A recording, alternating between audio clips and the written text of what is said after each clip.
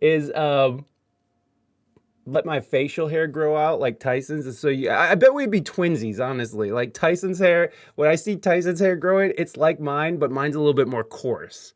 That I don't. Okay, I've been just petting my mustache into the. Just petting my mustache.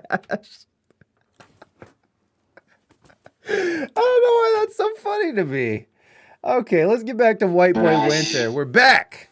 We're back. What is up, Electric Dugong?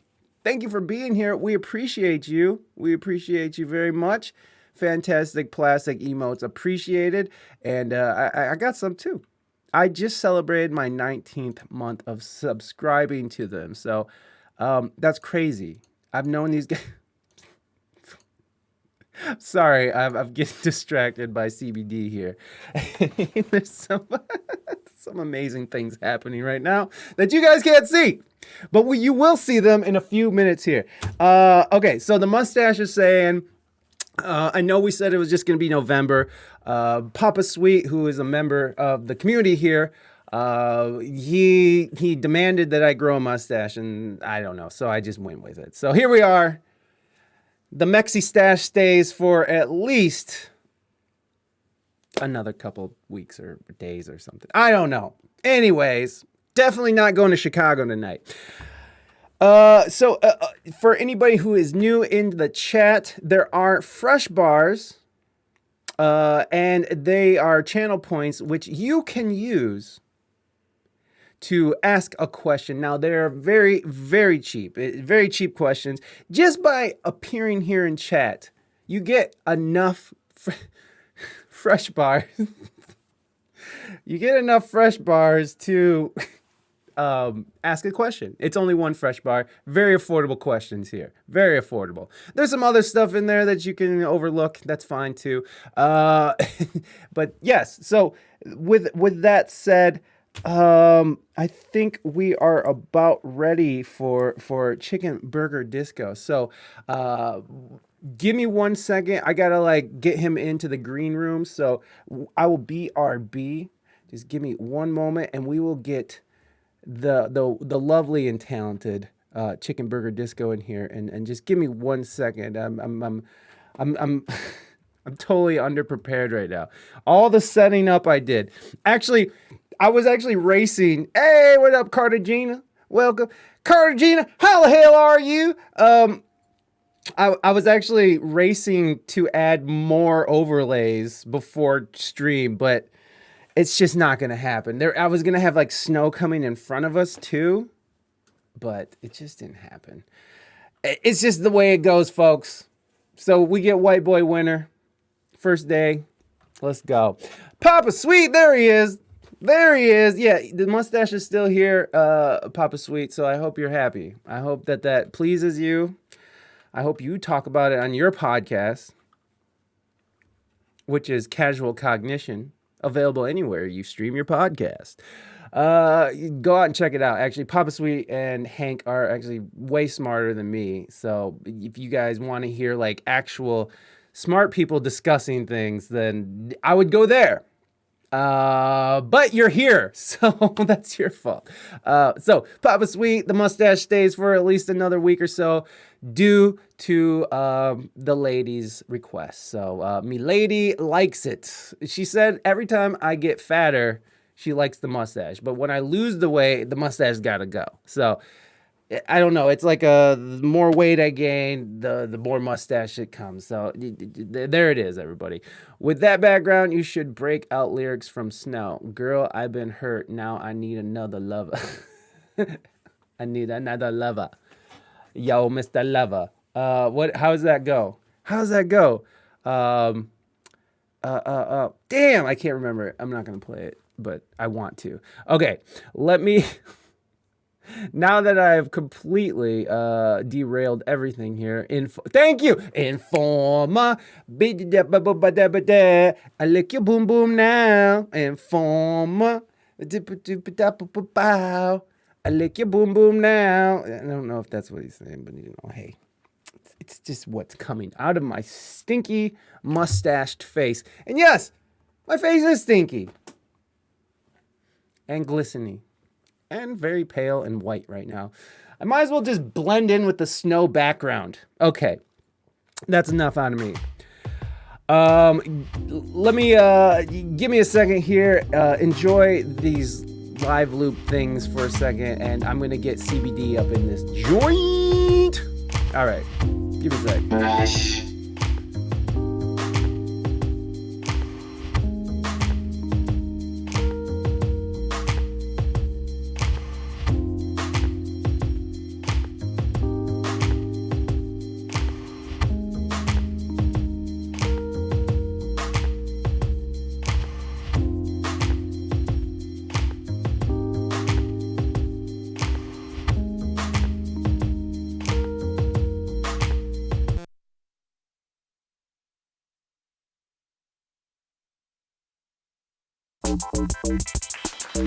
Wow, that was really smooth, very smooth. Everybody, put your hands together for today's guest, Chickenburgerdisco!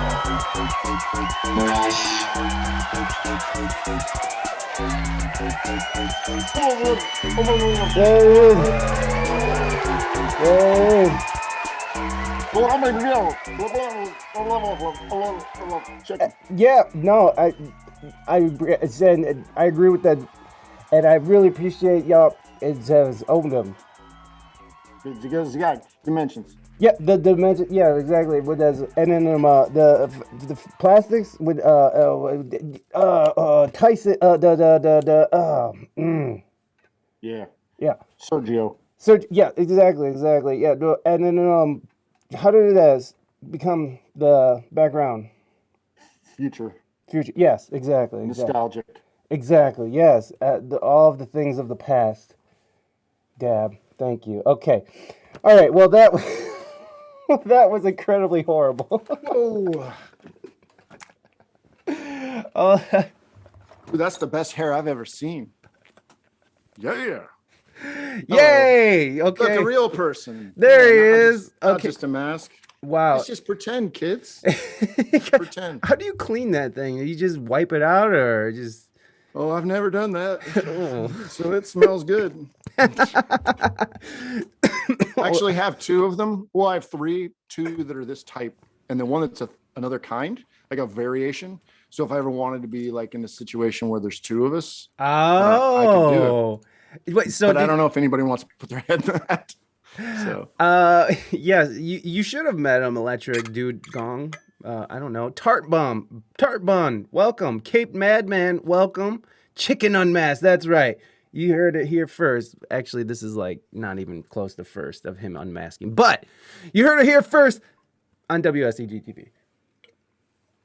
Yeah, I like to do the thing where I wear the mask for like 5 seconds and then take it off because there's some commitment, but pretty much zero commitment.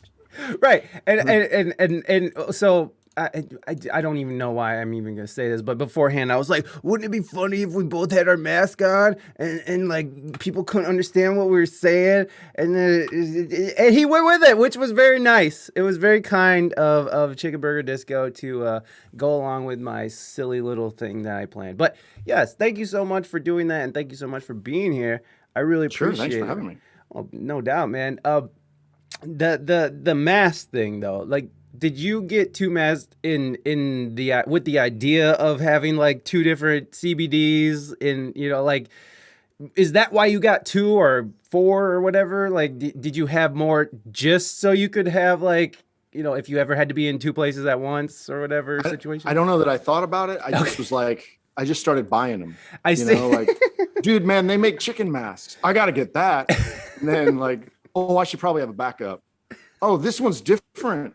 Well, that's no good. What was the first one I bought? So that's how you wind up with three. Yeah. I have an elephant mask and like I got a bunch for a little while. I was just obsessed with like going on wherever and finding like rubber masks. And after Halloween, prices come down on these things. Yes. And so like I snagged a bunch of them and I just have all these random masks that now my dog wants to eat. So wait. Now your dog wants to eat your mask, or they want to eat? yeah, food? they were just sitting in my closet, just like I as a see, layer, like this mask, this mask, this mask. The Chickenburger chicken head mask is in a special place, but all the regular masks. And so now he just sort of, I'll look over and he's tearing one up. I see. So you've lost interest in the mask, sort of, but not CBD though. CBD stays right. That one's staying. Yeah, for sure. It's very well protected. Shit, what was I just talking about? What were we just talking? What did I even bring up before we talked about the mask? Was I into masks? That's what. No. My God, I'm underslept. I'm just sorry. I was hot in that mask. Yeah, no, me too, man. I'm like glistening all over the place. When you're what was the obsession with the mask? Why was that such an obsession? I mean, like, I do the same thing, by the way. I like, this was actually what I wore to Cleveland to go see the Plastics, but nice. This is just like this Guy is Fawkes plus plastics, kind of. yeah, third eye plastics, son. But this was, like, I put this together off of something I got at, like, there's a store here called Meijer. I don't know if they have it where you're at. Well, I went to Meijer, and then the day after the day after Halloween, yeah, that's what I do too, man. Like, I love going there. Like, I got a bunch of fake blood. I'll get wigs. I'll get all kinds of stuff. And yeah, I'm almost 40, and I'm buying discount wigs and masks. But as someone who, you don't have to talk to me about that. I know. As someone who is in this sort of same position, how does your family accept it? How do the people who love you and surround you accept your trajectory in your life? So, well, let me talk about my wife first. My wife, she's always in for it, whatever I'm doing. From the very beginning, from the first time that I met her, I basically said, like, look, I'm not going to be able to spend a lot of time paying attention to you because I'm so obsessed with these things. You're up front. You're like real clear. Listen, I might do that. Will you marry me? But under the condition that that I'm going to be doing whatever I want with my time, whenever I want. So marry me. And as selfish as that is, she was like, yeah, sure. And then she encourages it. So each thing I get into will start off with me, like, I don't know, I'm getting obsessed with something. And then she'll go like, what are you looking up? And she's a master at finding things. Oh. So she'll start finding the stuff. And the next thing I know, it's not her finding things for me to track down. They just show up in the mail. Or she's like, hey, I was out, I found this. And she just encourages it all. Or even with like, it's just anything, like if you're collecting toys or making toys, she's like, here's a shelf, put them on. Yeah. Or, you know what I mean? Like, so she always sort of pushes that just a little bit. The rest of my family, it takes them a little longer to process, like, what's he doing now? And really, I think that's what it is. It's what's he doing now, because I've done so many weird little tangents, because I just think that's me. I'm like, sort of like, I get obsessed with something, I go overboard, I'm doing that thing, and then I can't talk to anybody anymore. I had a buddy had this Spider-Man story, and I think this is exactly who I am. Okay. That, like, everybody likes Spider-Man. So you go to Spider-Man movie, you watch Spider-Man, everybody's having a great old time. But if you start reading Spider-Man, you're reading the comics, you're reading every version of Spider-Man, you know who inked it, who drew it, who wrote the story, all these different things. At some point, you can't talk to people anymore, because they can't, when they start to talk about Spider-Man, they're like, oh, I really like that one scene where the guy punched him. And if you're the Spider-Man nut, you're going like, that's a reference to this, to this, to this. and so now you're alone, you're isolated. Yeah. And that's pretty much what I do to myself with whatever I get into. I go so far that I'm just isolated and I'm in this weird little world. Yeah. From which maybe you make something interesting. Right. So. Is that sort of obsessive behavior? Because I get the same way, by the way. I'm not. Thank you for that, host Toffet, and welcome. And Nicktronic, welcome. It's good to see all the plastic people being here. I appreciate y'all. If y'all don't know me, We Speak English Good. I'm in the chat sometimes over at the Plastics. So, anyways, this obsessive quality, it's pretty prevalent with artists and musicians. It's pretty obvious, right? Anybody who will sit there for hours on end just doing the same movement or motion or whatever it is over and over and over again for hours, that's obsession. Has that ever been a problem for you? Has it ever gotten in the way of like, of your everyday life? Is it something that's sort of like impeded your everyday life and relationships? I think it means my wife has to talk to me different, so like she'll do like, hey, I have a thing I want to talk about. Right. And so then we have like this discussion because she knows I'm not even on that planet. Right. I'm somewhere over here going like, whatever I'm doing, I'm just obsessing. I need to get that blue color, that blue. If I get that blue color and I can do this, this, and this, and this, then I can do this other thing over here. She's like, whoa, whoa, whoa. I want to put a shelf in this room. So to do that, we need to paint the wall. Let's look at paint colors. Yeah. Like, oh yeah. Okay, cool. Oh, that's kind of like what I was doing. I was looking at blue and just stop talking about the blue. Look at the paint colors I have for you. Now work with me on that. It's like, that's so impede. Yes. Like, again, like I said, I think so. She's amazing because she does all that. She tolerates all that with me. And then my daughters, I have 2 daughters. Yeah. They do the same. They kind of go like, well, what they'll do is they now give me time for it. So I'll get off on a tangent and just rant. And then so now they are old enough where they can go, hey, Dad, give us a rant. And I'll be like, wait a minute. Okay, I got something. Hold on. And then I'll give them a rant. And that, like, maybe they were talking about school or something that was important. You know what I mean? Like COVID tests or something like this. And then I'll just be over on another planet, maybe a little bit, and go like, oh, I should be paying attention. Like these days and hours are drifting by. They're going by fast. I should really pay attention and focus in. And I'm like, yeah, I'm listening. What? Your friend Sandy did what? I don't care about that. Blue.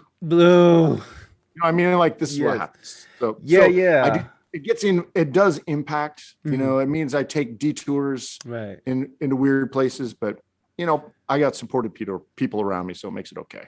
Yeah. I mean, well, and your daughters are a part of it as well, right? Like, so they're participating, so they can't be too against the whole idea of Dad being weird and obsessing about blue.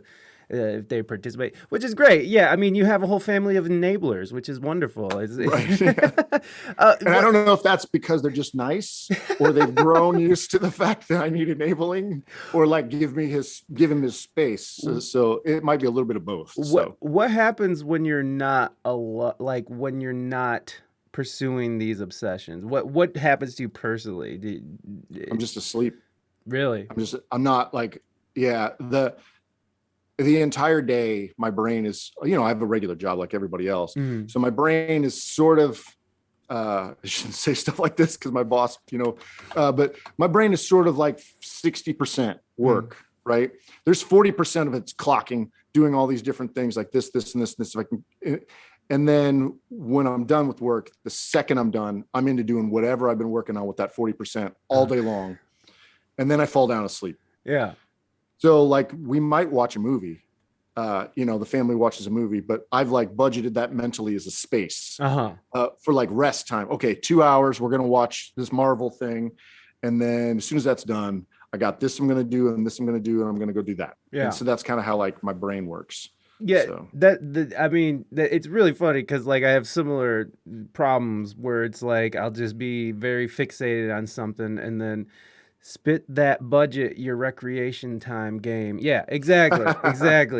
You got to, because once you have a family, things change, right? Like these obsessions, turn into impediments, and they get in the way of relationships and stuff.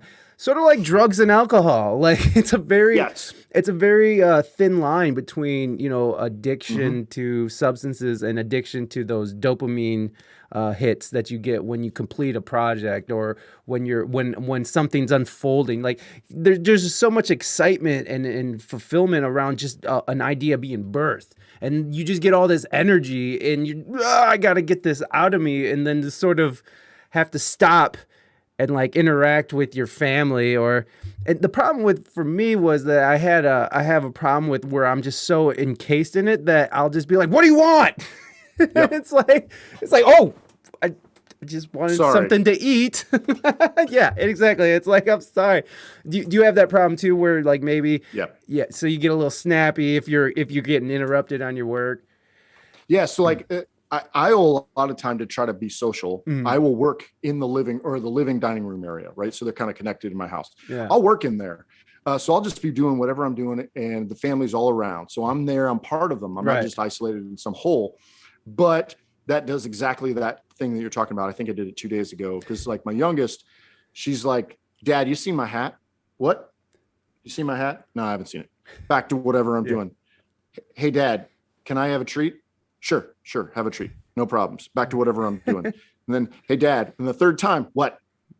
And like the tone changed, you know what I mean? What? And she goes like, never mind. And then I have to go like, damn it, I'm a jerk now. Yeah. Turn it off. Yeah.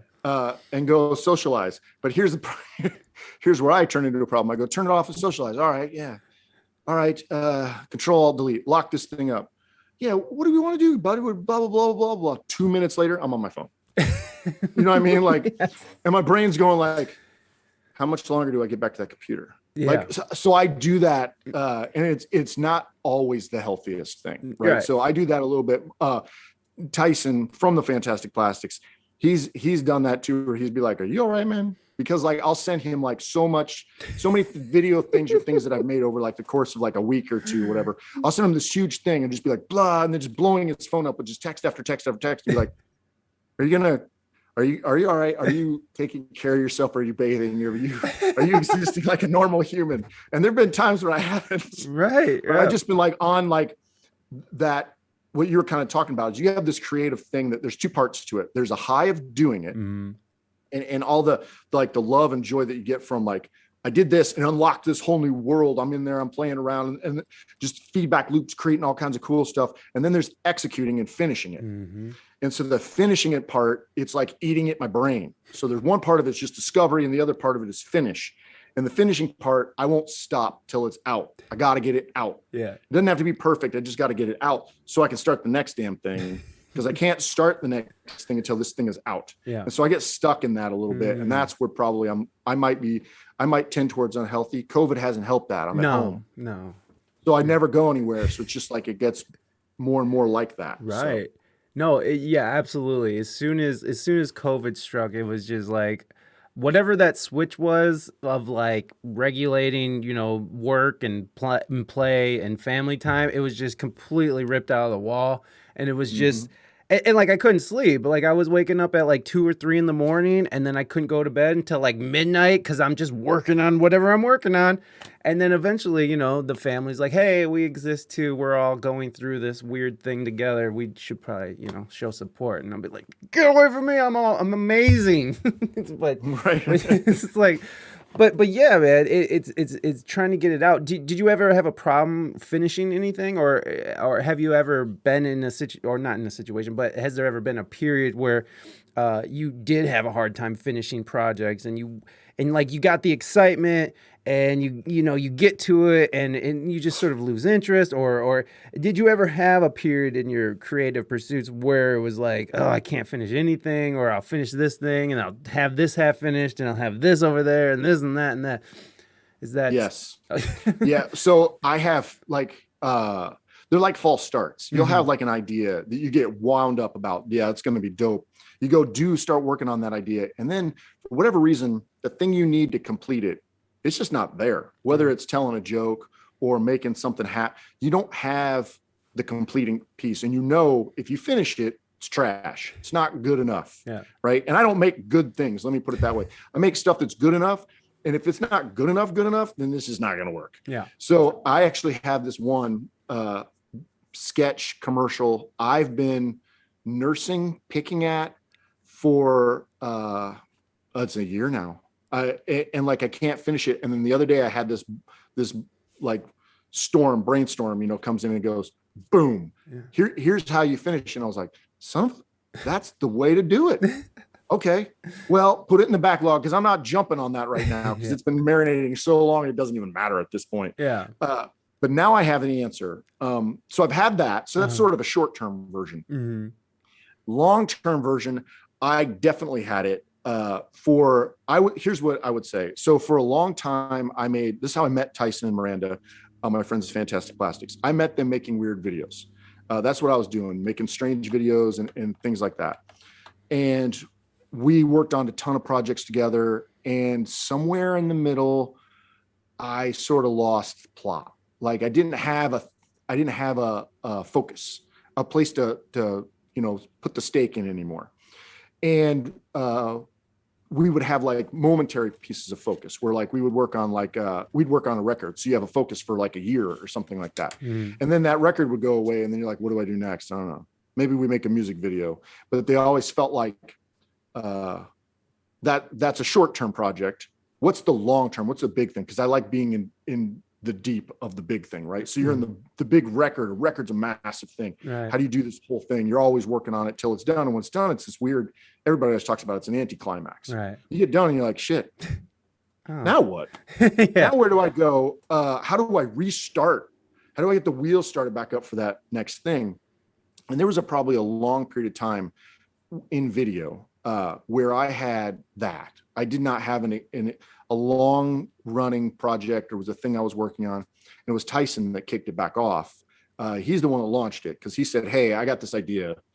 They were streaming on Twitch already. And he was like, can you give me some videos? Like we stream for 4 hours, man. Like, let's have like some cut scenes or something so we can go to the bathroom. Right. I mean, for just anything to sort of break the tension and stuff. And he was like, I hadn't been watching him at that point, so I didn't know. And just like I think everybody who's on Twitch would experience, they go, family or friends are going like, what?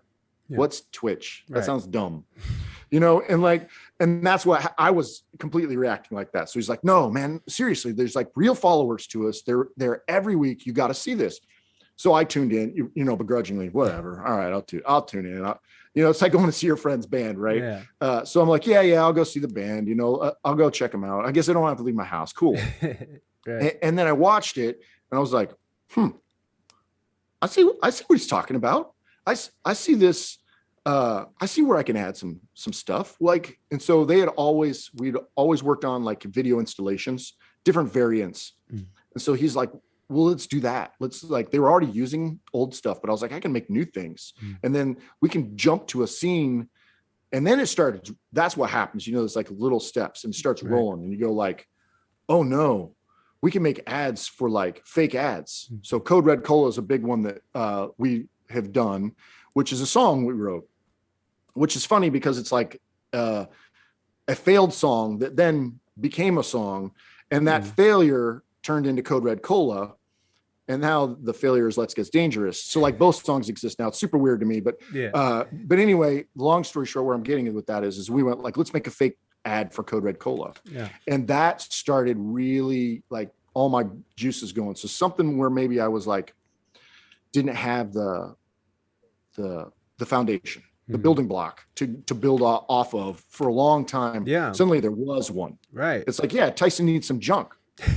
I got junk. I got all kinds of piles of crap, and I mean, I'll even say that I'll be like, oh dude, I got like hours of like crap footage that like me personally, I will want to curate and make nice and cool. And like, I think if I just gave them the raw clips, they would be just as happy with that because there's neat visuals in there, but I want to do like an extra thing. And then anyway, for a while we would do like, tamp it down a little bit. Like, cause I would go crazy cause I'm hyper. Yeah. And I go crazy and he'd be like, back it off a little bit. Cause I think with us in front, you don't need all that. Right. So then I go, oh, I get it. And then long story short, that's really the foundation for all this weird stuff that I do is because they said, hey, let's do this other thing. Yeah. So it sort of gave you a direction and cause I've been there, especially with music as a musician and writing and stuff. It's like, sometimes it's like you just sort of get in this rut and you're not coming up with everything you do is kind of stupid and like before I met my wife Reina, it was like I was just making these weird pieces of music that were just like different pieces of music. Hey, look at those woos.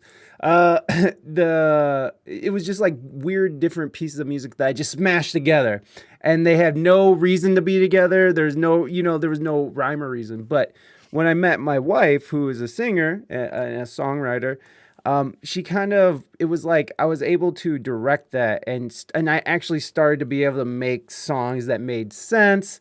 And then it's just from there, it's like, well, now I'm a songwriter, and Right. that's part of my job, is writing songs and doing Well, different so things. And so I've heard your wife on the plastic show yeah, and the she's songwriting competition and things like that, right? yeah, And she's awesome. She has an amazing voice. yeah, So she gave you the platform, right? What you needed is the building mm-hmm, block to go, oh, mm-hmm, I can focus. See me, I'm the same. I can't focus yeah. unless I have a thing. So like, ADHD kid or what?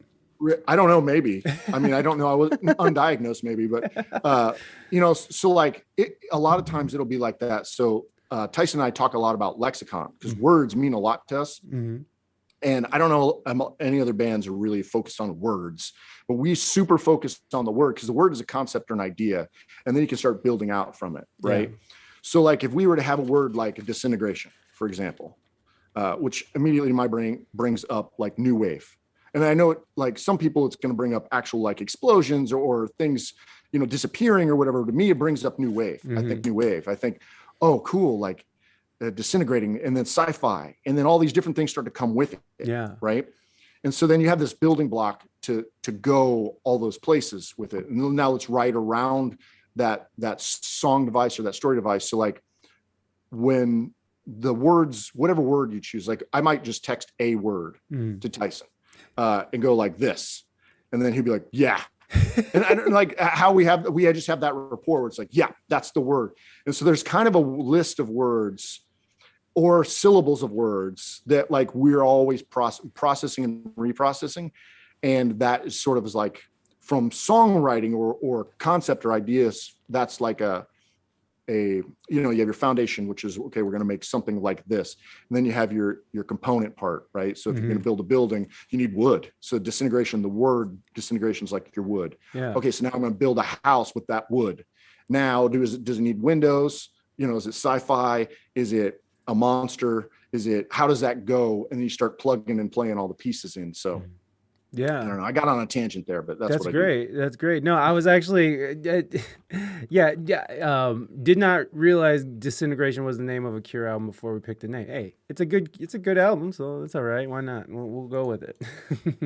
And it's fine. Who cares? Like disintegration. See, like the syllables, the way they fit, it just makes sense. So. It just makes sense. I was wondering because you just sort of went on a tangent. Like, when your girls ask you for a rant, like, what does one of those rants sound like? Just like that. Okay. Okay, so that's great. Yep, that's pretty much what I do. It might be about Thor, but that's what it's going to be, So right. Do you think that your obsessions has like, for me personally, my obsessions and I've been addicted to drugs and stuff. Has it gone in a negative way for you? And it doesn't have to be drugs, but like sometimes people can get obsessed over things that are destructive. Has it ever been a destructive thing for you? I think only like in maybe financially. Like, well, that's super destructive, man. It's just like I'm no good with money and don't pay any attention to it. Don't think about it. If I have $20, let's say I have $20 in the bank, right? That's not how I think of it. I think of it like there's $1 million in there. 20 of it's available to me. The rest of it's just like I got to do a trick or something to get it out, but it's all there. It's all there. Just anytime I want, I can just tap it. And so like that's destructive, right? So you're overdrafting or you got credit card debt or things like that. So like in my youth, right, 18, 20, somewhere in there, like I had run up a bunch of bills because basically I would go to a music shop or go to wherever, and you're in there and you're like, dude, check these synths out. These are great. Leave, my brain won't turn it off. Yeah. Right? That's synth. You know what? Credit card, that's synth. Done. Here we go. We're in business. Yes. And now I can do whatever I want. The bill comes for that credit card though. And I'm like, yeah. You know what I mean? Are they gonna come take it from me? Exactly. They're not going to take it. 2 months, 3 months, 4 months, like notices and stuff like that would happen. And so then I'd be like, oh, crap. Well, now I can't eat because all my money has been sucked up by this thing. Right. Yes. And so like that, I would say that's probably that one is probably the most destructive. Yeah. Fortunately, again, support structure is what you kind of need around you to help solve some of those problems. Maybe good people who care about these kind of things, right? Yeah. So my wife, she cares about that stuff. She's great with it. She has an accounting degree. She takes care of those things so I can be a kid, essentially, and just not think about it. You know? Yeah. That's very similar here. But I do tend to think about money now. But like, I've lived as a broke person for so long that now I live like that. Even if there is money in the bank, I'm still like, oh, we can't be spending all that money. That's just like, well, we could clearly afford this. Oh, but the money is not gonna be there. It's gonna be gone. You know, it's just my wife. Just remember, I said she enables, right? Yeah. She's like, no, honey, it's okay. We're fine. So I do the same thing. I'm like a miser now. I go to Disney World, and the first thing I go into is the Star Wars gift, museum, basically. Yeah. Every weird Star Wars thing. I want everything in the store. I mean, come on, let's be real. I want everything in the store, but my brain says, a couple pockets of things I'll kind of go into. But I go in there and I'm like, I'm not buying anything. Yeah. I'm gonna walk into the store and walk out. And then she goes, look at this. It's only $30. I'm like, look at this. It's only $15. and so this happens for a couple times, and then something will crack it. And the minute the door opens, I'm out of control now. So that same like stretch a few days, I go to Disney World. I don't spend anything at Star Wars. I literally spend nothing there. And I'm like feeling all good about myself. Next day, I'm at this toy convention, Yeah. And I'm like, I just talked to this artist. He's really cool. He's really interesting. I got to buy something now. There's no way I'm going to take 10 minutes of this guy's time and not buy something. And the minute I did that, the entire budget, you know what I mean? It's like right out the window. And I'm like, what the shit did I just do? I got to come back here tomorrow and I have no money now. Yeah. You just sort of blow it all at once. Right.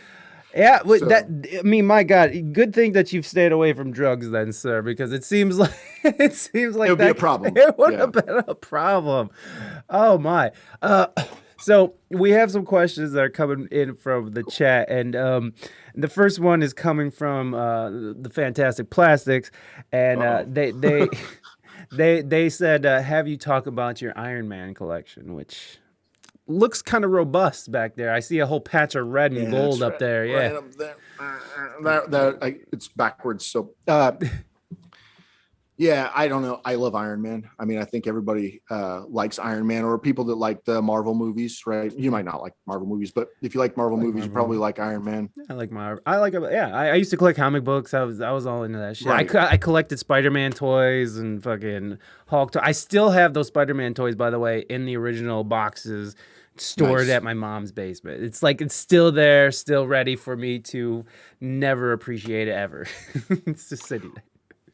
There's lots of folks who I talk to. I have some collector friends, and they do that. Like the new stuff goes on the shelf, the old stuff goes in tubs, right? So then they just sit in there, and then 3 years later, they go, "Here's a box I never even opened." How's that possible? Amazing. Yeah.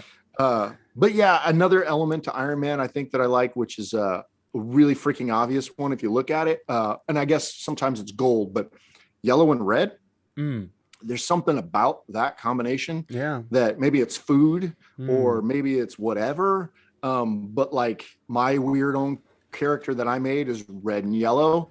And then like I do a lot of other characters in red and yellow to the point where I actually try not to do it because I'm like, I always just do these two colors. So there's something about Iron Man, besides him being cool, being like a robot, but a person, being smart, so he's not the strongest, but he's clever. Right. He's also a dick and selfish, all these things that I identify with this. And then it's yellow and red. It's just like boing, like perfect, so. Yeah, yes. Now they're throwing the emotes. Mermaid, welcome in. Corn dogs, all comes back to corn dogs. Oh yeah, corn dogs, all comes back to corn dogs. Are you a fan of corn dogs? Oh yeah, of course. I mean, everybody loves corn dogs, right? No, not really. I try not to eat red meat, but see, most corn dogs are just so like junk now. I don't even know if there's red meat in them. Yo, I just saw a TikTok, so take it with a grain of salt. But they just said, oh, it was coming from who's the Ramsey? Is that his name? The mean Gordon chef? Ramsay? Yeah. Yeah. His son was just on a podcast, and it was like a clip of it on TikTok, and he was saying that each hot dog you eat takes 39 minutes off of your life. So I don't know. Take that for whatever it's worth. It's Gordon Ramsay's son. But that's what they threw out, okay? The 39-minute rule, which is weird because I heard every cigarette you smoke is 7 minutes off. So, is it possible that eating hot dogs is more unhealthy than smoking cigarettes? CBD, go. Maybe. I don't know. You know what's funny to me is like when people say stuff like that. So you're gonna live forever, I guess, right? you banking all that time. Yeah. Like, what you gonna do with that time, man? Have a hot dog, chill. Yeah. What are you gonna do with that time? Control. Yeah. We all want to live for as long as possible. I think that's probably clear, right? And then there's something about being healthy that's probably a good idea. I'm probably not the healthiest person in the world, so I'm in no space to give anybody health advice. That being said, I think there's something to enjoying stuff, right? Things that are around, not to get like the end of the world or how lives go or what's beyond or whatever like that. But I kind of feel like you got to enjoy your time when you have it. And also you keep getting older, you keep running out of that time. Right. So you got to enjoy it while you can, the way you can. You don't want to do it so that it's damaging. Like we kind of been talking about, you don't want to do it so it's damaging to your life. So you don't want to just live on hot dogs, I guess, but have a freaking corn dog once in a while. It's hilarious. It's a hot dog. It's processed meat on a stick with breading. How stupid is that? And we're all walking around like that's normal. That's not a normal thing. That's insane. Yeah. And then what happens is you talk about corn dogs and people inevitably go like, oh yeah, you see what they're doing to them now. Now they're putting chocolate on the outside and they're putting, pretzel on the outside and they're doing all these things. And like, oh, isn't that crazy? No, the thing it was crazy. All we did was just level up the crazy. Like it was already nuts. Hold on. I think we need to address this. Chocolate covered corn dog. Can we see some images? I mean, is this deep fried? Is that it right there? Okay. So here's the deep fried. See, I saw them covered in chocolate. Yeah. So here's the one that's covered in chocolate. That's a banana. Look at that one's got a Snickers in it. Oh my gosh. This is like such Midwest fanfare right here. Like we go to the fair just for this. Absolutely. Where's the deep fried butter stand? The kids are all like, Dad, there's a horse over there. I don't care about no horses. What are you talking about, kid? I'm waiting for that soda pop and that Snickers that's deep fried. I came for one reason. You guys run yourself tired. Yeah. I'm here for the crap. What's funny is that they'll run themselves tired and you'll eat yourself tired. Exactly. These pictures are possibly they're doing the right thing and I'm doing the wrong thing, pretty much. Pinky Steve, welcome in, my friend. Oh my God, here it is. Pancakes and sausage on a stick with chocolate chips. You could buy at the store. You could just go right now.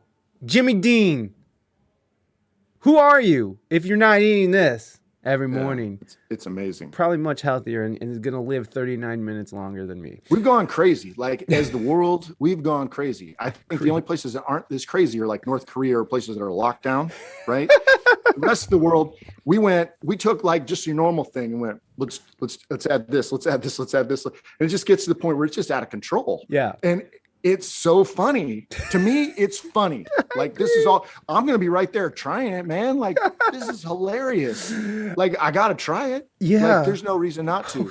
And I can be a grumpy curmudgeon as much as anybody and rant on like corn dogs used to be like this when I was a kid and now they're out of control. The reality is I kind of like it. So whatever. Yeah. It's like hip hop. Like you hear all these old hip hop heads who are like, I don't know what's up with this mumble rap. It's like, well, it's not for you, homies. Like it's a whole new generation of people who are enjoying chocolate covered corn dogs. Okay. So calm down, you old head. It's all good. Tupac forever. Public Enemy's awesome. But you know what? Migos and the baby. Oh, I shouldn't have said the baby. Sorry. Never mind. Not the baby. Not the baby. No, I'm just kidding.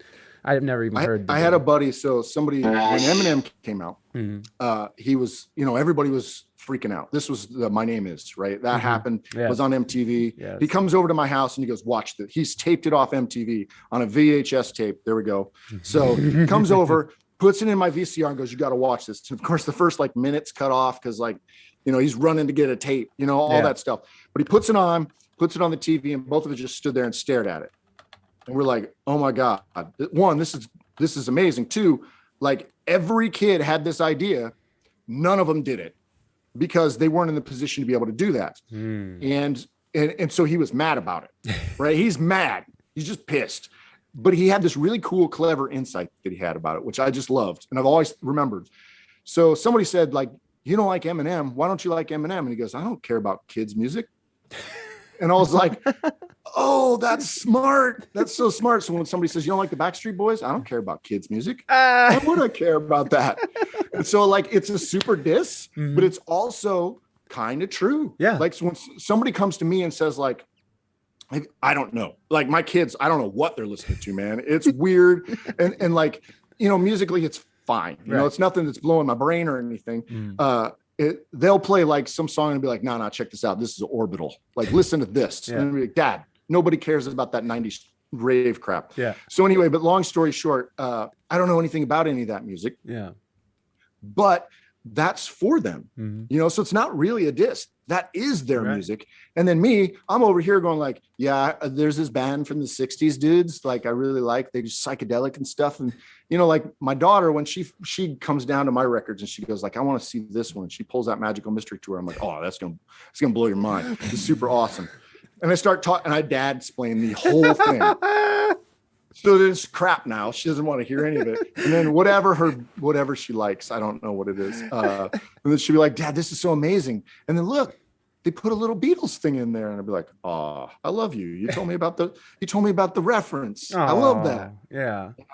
Also, this song sucks, man. This is terrible. I don't want to hear this. This is for you kids.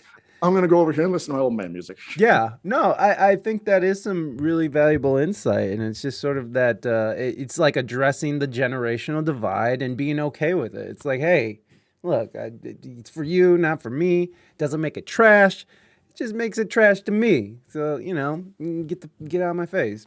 Stupid. Actually, listen to Adam Horowitz real recently on Shui talk about this exact thing. I think the interview was older, but of the Beastie Boys. Of the Beastie Boys, sorry, yeah. No, it's okay. YouTube suggested to me because I was listening to something. So they went, here, you might want to listen to him talk. And I was like, yeah, I do.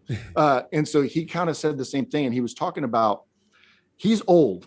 So there's no reason for him to try to keep up with trying to be young, right?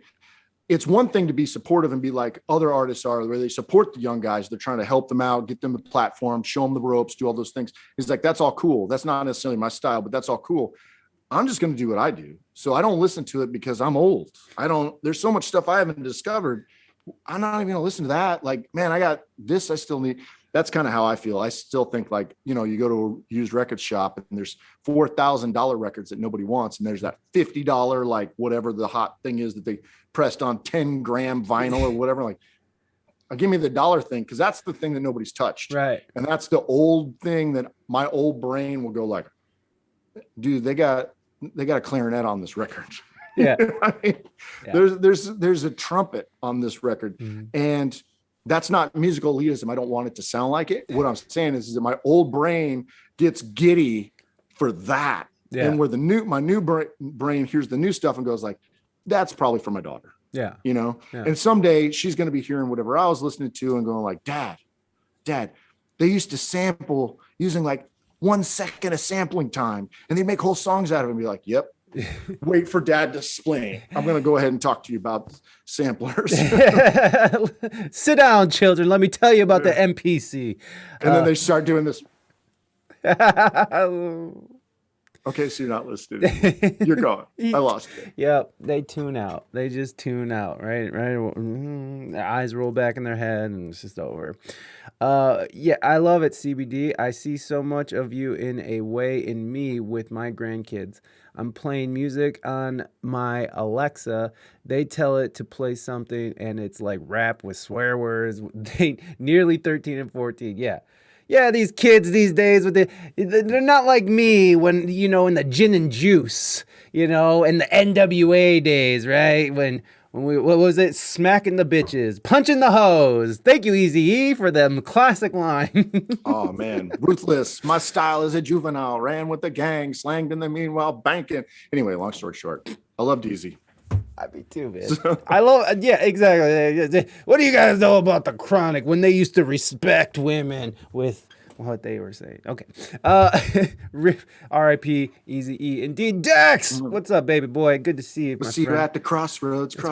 See, that's me. That's What me. you gonna do? What you gonna do? Super dated right now. Oh, okay. So he lived through the 90s. You know what though? When you talk about Bone is alive and well in modern day cadences. If you listen to some of these hip hop, the new rap and stuff, they're like sing-songy. The cadence is very jazz. Like they're just catching on these offbeat, off rhythms and stuff. And I really feel like Bones and Thugs and Harmony really set the precedent for that. So I mean, you gotta give mad love to Bone and what they did. It's corn dog, man. It's corn dog, baby. It's what it is. They've added sprinkles, right? They sprinkled and chocolate on that corn dog. That's what they've done to it. So yeah. They showed everybody how. They went, hey, come to my food truck. We got hot dogs with corn or chocolate on it and sprinkles and ice cream. And now everybody else is going like, yeah, we got to level up. Yeah. So I think Ramsey's kids got to try some corn dogs. Come on, Ramsey kid. There's a culinary genius product in there. They just aren't seeing it. They're not seeing it, man. If only they could see it. First of the month is a classic. Wake up, wake up, wake up. It's the first of the month. Yeah, absolutely. Absolutely classic. What do you need to watch? The verses with Bone Thugs last night? What? Dang, that's dope. Hell yeah, about to see that. Dang. I wish I had a dang. I don't. It actually, wouldn't that be funny if I loaded in dang and then that wouldn't have been. That's so stupid. Like, wouldn't it be funny if I just completely stole from the Plastic Show? Wouldn't that be just amazing? But I do have this. There you go. Oh, God damn it. Always good. I didn't even do it right. That's a below the. I love those things, man. So there's something about audio memes that I don't know. I can't explain it. I don't know what's going on with it, but like the world is starting to be broken down into these things. Right. Repetitive little noises and blips. And I'm kind of obsessed with it. Yeah. And so, like when you do the woo, it immediately makes me think about this guy I watch on YouTube. Like, and he'll do like those different things happen, different moments happen in his videos. And then the sound effect comes on. And so like, now I associate it with him, not Ric Flair. You know what I mean? Like, is that weird? I mean, I know it's Ric Flair, but it's like he sampled it, and now he's toasting on it. So anyway, it's like a whole nother thing. Right. Well, it's the whole sampling thing too, right? Yep. It's like they'll sample an old 70s classic, turn it into a new hip hop, gold stuff. Genius. And what's funny is that they're like re-sampling like songs that aren't that old now. Like there was Maria, like a Santana song, and I think who was it? DJ Khalid. He remixed like this song's not even that old, homie. Like no. Who was it? Usher sampled Usher. And nice. he re-sang, and he just repurposed his song under No Limit. So it's so that idea. There's two parts to it. First off, sampling yourself. Yeah. The Chemical Brothers did this on their record Surrender. Every song had a sample from one of their previous records, and the songs were built off the sample. Dope. Also, that's an incredible record. Second thing is, I remember the first time. This is going to, again, date me. It was like in the 90s, but the first time you heard like, what was that, Third Base? And they were sampling Peter Gabriel. Like that record just came out, was just on the radio. And then it's like, da-na-na-na, da-da. Like, what? And like me, like almost as a hater, I'd be like, nah, Yeah. you got to go back farther than that. But they just had a hit record. So they're right. You know what I mean? Yeah. So I'm they were wrong. right. I'm just a ranty old man. They're correct. Yeah, yeah, for sure. Because it's like a reference is what you're doing. So like even a sample, like I'm not thinking about it the way I used to as a younger person when I thought about samples, you know, different types of sampling. And I hopefully folks know this and I'm not explaining to everybody, but you can have chop samples, right? With little pieces you rearrange, you replay like a horn sound into like a whole nother melody, right? You can do that. Or you can loop sample where you're sampling just a phrase of a record or something like that. I used to think that when someone was doing that, it's like recontextualizing something old that's got it's got a cool feeling to it because you kind of capture some of the old and then you add new to it.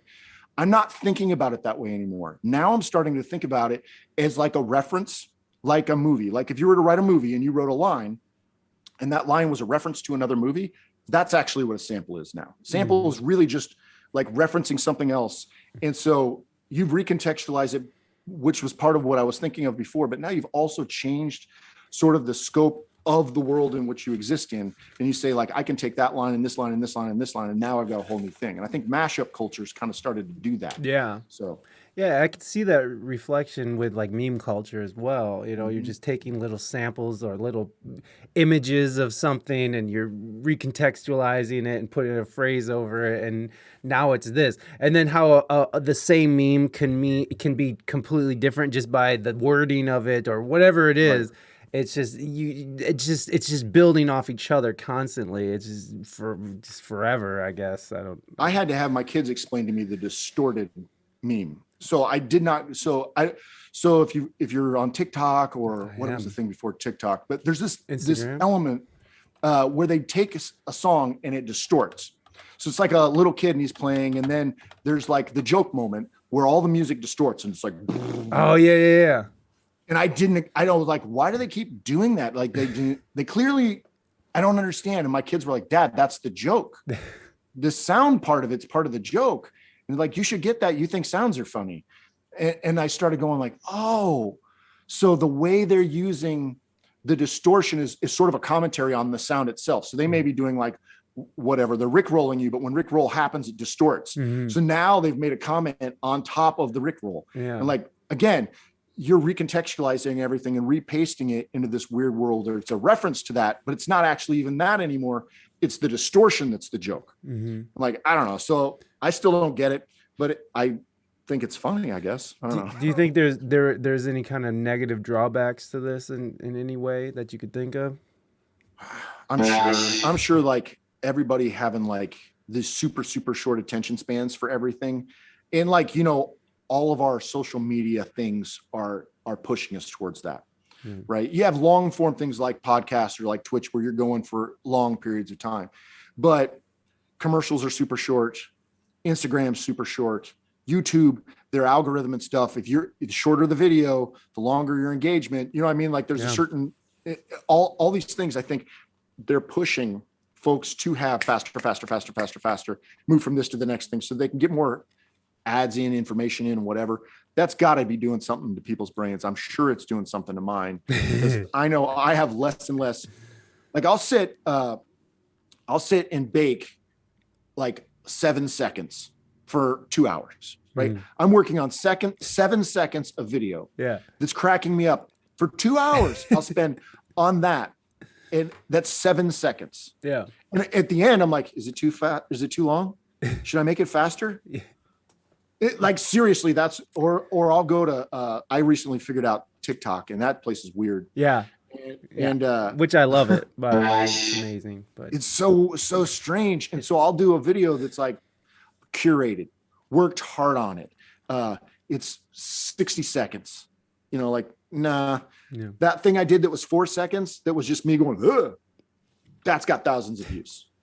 You know what I mean? There's something about that because that then reinforces, oh, I should just do dumb stuff that's 4 seconds. Yeah. And my kids upstairs just TikTok after TikTok after TikTok. You know, they're watching one after another laughing. My wife will be like, this is driving me crazy. But then she'll laugh. Yeah. and then you're it'll get her sucked in. too, Yeah. so like, Oh yeah, it'll get you. My wife actually left it and then is just not going back because she sees me, and she sees like the amount of time that I will like devoting an entire morning of your day off watching TikTok to my wife is just like, what is happening? Why are you doing where we that? slipped into. Why are you doing this? And it's like, I'll even have stuff to do and I'll just be like, oh, I could swipe a couple. I could swipe a couple. It's just that I do think it's doing something to people. And obviously now, like the information's coming out, especially when you look at like what it's doing to young kids, especially young female girls, and the rise in them taking their own lives and stuff. It is awful. And we're seeing it more and more. Especially when you saw like that whistleblower for Facebook come out the other day, which some people are saying that's all made up. But in any case, it's good that we're bringing attention to this because there is this really nefarious underlining current that's going on under these algorithms, and it's only sort of adding fuel to the flame, and that's like what it's supposed to do. Like that's what the Right. algorithms are tuned into. It's either tuned into like your interest or conflict, and it's like, and maybe conflict is your interest, so even more so. So yeah, I definitely think that these little sound bites, these split second things, are doing something. I mean, it's becoming more obvious. It's weird is in the last couple of years specifically, I don't know when it started popping up on my radar to notice it, but the word algorithm, people saying it's the algorithm, Right. it's the algorithm, it's the conspiracy, it's the so this always harkens me back to the Church of Subgenius, because they used to do this exact thing, right? So as a joke, but now we actually say it. We actually go like, the algorithm did it. Oh, I've been shadow banned. The algorithm, this, that, and like, who's the algorithm? It's like, I get that it's a real thing and people are using, but at the same time, it's super funny because it's like a fake made up thing. Right. And then we wonder how we come up with these crazy ideas. Well, because like if kids in the whole world are running around going like, the algorithms are doing it. Just think like 30, 50 years out, how crazy that is going to be. The extrapolation as it goes out to go all the way back to like, we may have like, what's that? Planet of the Apes, or what's that one where the Time Machine, right? Where they go forward in time and they're worshiping weird stuff. And we totally could be in this crazy thing where it's like, all hail the algorithm, the algorithm. Yes. You know what I mean? Yeah. Like that's seriously like Tyson and I had this weird idea a long time ago, years ago, about this whole idea about like the whole world. Like, what if you wrote this movie or story where the whole world was a bunch of people that like, you had to be on TV. You had to be on TV and you had to be performing. And that was like your job, essentially. And you had to be on there and you had to be creating stuff and the likes and up likes. And then that actually, I think, turned into like, there was a Black Mirror episode that was kind of like that. Now we freaking do it. Yeah. Like that's just normal now. Yeah. And then we complain about the algorithm lord. It's an unknown, unseen thing. And it's a bunch of people just like us, sitting in rooms just like us, programming. Yes. Like, how cracked is this? It's like, it's the snake eating itself kind of weird scenario. Yeah, So most definitely. And I would even go further and almost say that we already are sort of in that space where we are sort of all hail the algorithm, all hail Google, which is all algorithm, and they are the arbiters of truth. They are deciding what we get to see and what we don't get to see. And so like we are already sort of being regulated, and we already do put so much faith into it, that we're kind of already in that space right now where it's like all hail the algorithm, because I mean, let's face it, God is dead, right? Like no one cares about that guy anymore. And like, it's just, I feel like people are en masse, like looking for a direction or for a meaning in something. And I feel like what's happening is that people are sort of glomming onto whatever gives them any kind of hope or anything, like whether it's being way into the woke movement or being into the tech algorithm, all hail technology movement. Yeah, I mean, I don't know, what do you Somewhere, think? and I don't know, I'm going to fail with this reference or this quote or whatever, but somewhere I saw a movie, something where the guy said, basically the idea was this: everybody's looking for something to belong or and believe in, right? They want to be part of a community and they want to believe in something. Right. And they will search through it high and low. And when they don't find it, they'll drink sand. Yeah. They'll take whatever is given to them. And in a weird way, if you think about it now, if you're somebody who says like, that stuff's bad, what happens? Like if we were to go on TV right now, and just like NBC or whatever channel, right, exists, and we were to say like, hey, the internet's bad, the internet's scary, this is this, and this, what happens to those people? Right. They're completely destroyed. Yeah. Everyone just massacres that person, laughs at them. Ha ha ha. What a joke that person is. They're probably doing it to make money, which is just a fake algorithm boogeyman. It does not exist. Right. So like whistleblowers don't make money blowing whistles, right? These are real things that these people are trying to say and alert. These people are like your canaries in coal mine.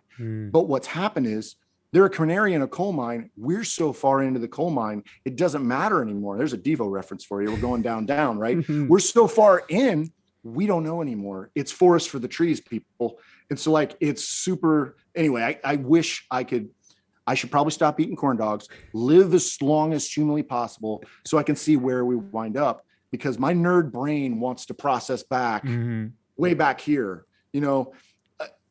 Do you remember when we didn't say things were Trump cards or Trump? Yeah. Oh, he trumped that. Yeah. I remember when we didn't say that. And now everyone says it's like it's ubiquitous, and it was just a normal thing to say. And it'd be weird because somebody would say, like back when he was president, right? Somebody would say, oh, they would use that in context. Well, Trump just pulled the Trump card on him. What?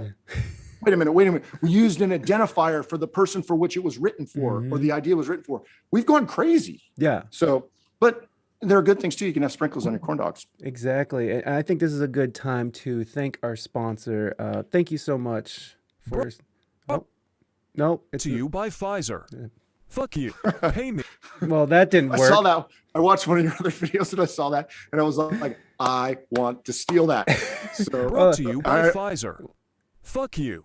Pay me. Okay, there it is. All right. I had to do it again because it upset me and it didn't do it right the first time. So thank you, Pfizer. We appreciate it. I saw that and I thought, why don't the Fantastic Plastics have one of those right now? Because the Fantastic Plastics don't say fuck you, baby. Well, it won't have that in it. It'll be a little bit more G. But I saw it and was like, okay, we'll have something like that very soon. Yeah, so, you should. And in fact, I feel like we have bad day pills. Yeah, there you go. Right. Brought to you by Bad Day Pill. Yeah. Sorry about that. Well, and by the way, like I'm only waiting for the cease and desist order to come in my email any day now. So we'll see how long that lasts. But hey, whatever. We're waiting. What's going on, buddy? Oh, really? shit. So like Ghostbusters. See, this is a cool one. Ghostbusters: The Origin, using the word toast in context to you're done or finished. That's freaking awesome. That's toast. Wild. I didn't know that. That's from Ghostbusters. That sort of evolved. I guess. From? Wow. I used to have an argument with my dad all the time about going commando, and he thought it was something else. Yeah. And he was like, no, it relates to this, that, or the other. And we would have this argument, and I said, it's in the TV show Friends, Dad. Yeah. Like it's commando, not whatever he was saying. I can't remember what his version was. I was like, it's not commando.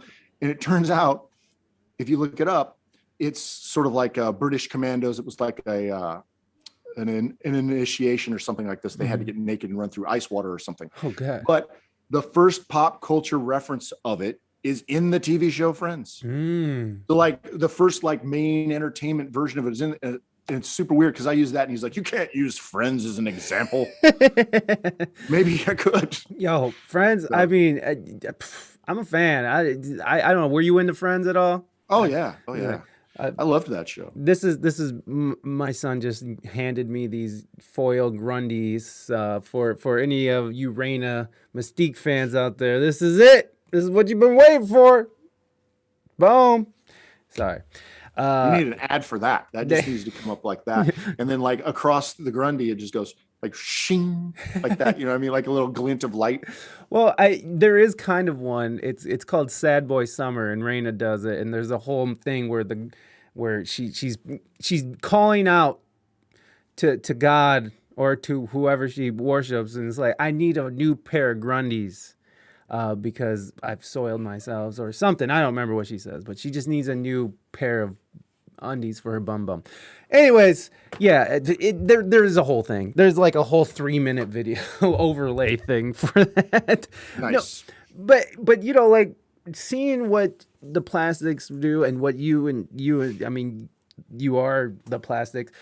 Seeing what is possible. That had so much influence because like you guys are definitely stretching this platform to the max, you know, and I respect that's a lot of that's Tyson. So like so people give me way too much credit for this. So a lot of that is Tyson and a lot of that is Miranda. Nah, it's CBD now. It's CBD. So I have the easiest job Hey, in the Rafi. world. I make weird stuff and run away. And then they have the actual job of making sure it goes onto their stream. They prep it, they couch it, they set it up in different bumpers and stuff like that. A lot of the background visuals and stuff like that, where I might have done like some of the installation stuff in the past, they've taken it, remixed it, rehashed it, creating delays and all this trippy stuff that like I have no idea how he's doing it. I mean, he's kind of explained different things that he's doing, but I could never do that. Yeah. And so he's doing those things. So I think sometimes I get credit for a lot of stuff that I'm not doing. I try to give them weird stuff to play in between things. So I do that. Well, there you go. But yeah, so a lot of that does rightfully belong to those two. So yeah. Well, I mean, in any case, it's definitely an inspiration to see what y'all do, and it takes all three of us for sure. Look at that! Look at that diplomacy there. There's questions that were asked so long ago that we just ignored. This was asked from Toffit. Am I saying that right? Is it Tofit or Toffit? I can never remember. So this was 43 minutes ago. So my bad, Toffit. My bad. So have the children or even your wife ever gave you any inspiration for ideas? Sorry if the question has been answered. Oh, yes, constantly. So my wife's really good, actually, at coming up with really clever ideas and seeing the thing I can't see and just going like, you should do this. And I go like, oh, and then she'll go, yeah, I need, 20% or whatever. Get that cut, son. A lot of times I'll forget that she gave me the idea. And so I'll be like talking about, oh, so when I had this idea and she's like, I gave you that idea, you jerk. Like, oh, you did. Because what happened is it's like that blue color I was talking about way back when. I get fixated on the blue and I go down this super long road and I forget where anything came from. And then she'll say like, no, that was us. But one of the real direct ones is I have this character called Cobby that is a corn cob. Yeah. And he tells bad jokes. And he basically, those jokes are generated by my kids and my wife at the dinner table. Basically, all those jokes are me going, I need to write like 5 or 6 more Cobby jokes. What do we got? And then the writer's room. They seriously do. Like they kick out just these stupid ones. So there's one recently that was basically my wife's idea. I was like, that's pretty funny. I did it. And she's just walking by room to room doing whatever she does. And she hears the joke that she wrote that I've reinterpreted with the dumb voice. And she starts laughing. You know what I mean? Yeah. So it was funny to her. I don't know if it's going to be funny to anybody else, but that was my favorite moment of working on, like I recently did like a little group of them. My favorite moment was hearing her laugh at her own joke. That is nice. That is, and I think that one's funny too. So, but yeah, they write a lot of them, or they give me ideas for things like they'll say like, what you should do is this. And then sometimes I'll be like, I don't know, or it's conflicting, or sometimes their idea like solves a problem. That this is a great one. I've not gotten back to this, but my oldest and youngest had come up with this entire plot sequence for a series of characters that I have. They come up with this whole storyline, and I've never gotten to it or integrated it or anything like that. But the little one was in school and had to do like a video project. So she made the basis of the storyline like the Star Wars crawl. And then she kicked into like a little bit of an animation, what was like a 2D, like she'd drawn stuff to try to do it, and did some of the voices, imitating my voices to do it. And I'm like, I need to steal everything that you just did. Steal your crawl, steal the animation, and then do that as another way of doing the story. I've just never gotten back to it. But like, for idea's sake, like, they're super creative and come up with all kinds of stuff. Yeah, that's awesome. I love that. I love that your whole family is a part of it. And same here, man. It's like my son actually, in an attempt to get two things, because we're like, you can go get an Xbox game, or you can get Baby Yoda stuffy. And he was just like, and so like, it's just me and him. And so he starts right in. He starts working me real good. And he's just like, what if we get both, and then you get Baby Yoda, and then I'll do the voice of Baby Yoda, and I can talk to your guests. And I'm like, God damn it. Good idea. God damn it. Now I'm spending $200 today. All right, let's go. We're doing that now. It's just, it's beautiful. I love that. And sharing that with your family is just so special. And yeah, kids are the best for creativity. I feel like they're just so uninhibited by just being old, you know, like they're just their minds. The rules don't exist. Exactly. Right? None of that matters, Dad. Yeah. So like, they can cut right to the thing. Yeah, So. yeah, none of that shit matters, bro. Let's just do this. Yeah. Whoa, hold on. Thanks, We Speak English Good and Chickenburgerdisco. I'll have to catch the VOD later for the rest. All right. You have a great rest of your day, Capt Madman. Thank you so much for being in here. And yeah, I took the Baby Yoda off because, I just forgot to put it back on. It's not that it's off for good. It's just it's not on. So, no, my bad. Rules exist. They just haven't broken them yet. Maybe. We got another question here from the chat, and this is from Bonnie, and this was 42 minutes ago. So, you guys know how it works here. Well, some of you guys have never been here, but you guys know how it works here. What do you hope will happen with your figurine collection after you dance into the great beyond? Oh, very poetic, Bonnie. So here's a weird story. I was I can't remember what I was listening to recently, but somebody was talking about what happens to their toys when they're gone, right? What happens to the toys? And they were basically trying to think of like create a system or a support system for collections, to move from collector to collector, to that way that they're preserved. And as I'm listening to this guy, I realized I had been in an antique shop 2-3 days earlier. And in that antique shop was a guy who had made a bunch of these weird outsider, like weird sculptures with toys and metal parts and computer bits. And they were there. And me, my wife, and a friend of mine were all looking at it. And we were like, haha, this is pretty weird and funny. And then we left. And I was like, now I'm like, I wish I'd bought one of them because that was super cool. Yeah. Like I mean, they weren't good. Let me put it this way. So like, you weren't like, oh, this is great, I got to have this on my shelf. But there's an element to it that should have been appreciated that I didn't at the moment, that I did later when I listened to somebody else talk about that idea of like moving like collections around. Me personally, I would like my collection to just wind up in just like a swap meet or like a Goodwill or something like that. Yeah. Can you imagine the windfall of a kid? Yeah. Goes to Goodwill and he's like, Mom, can I, we go to Goodwill, can I have a toy? And she says, yeah, if you find something and it's under an X number of dollars, you can go. And then he walks to the toy section and it's freaking boom. Yeah.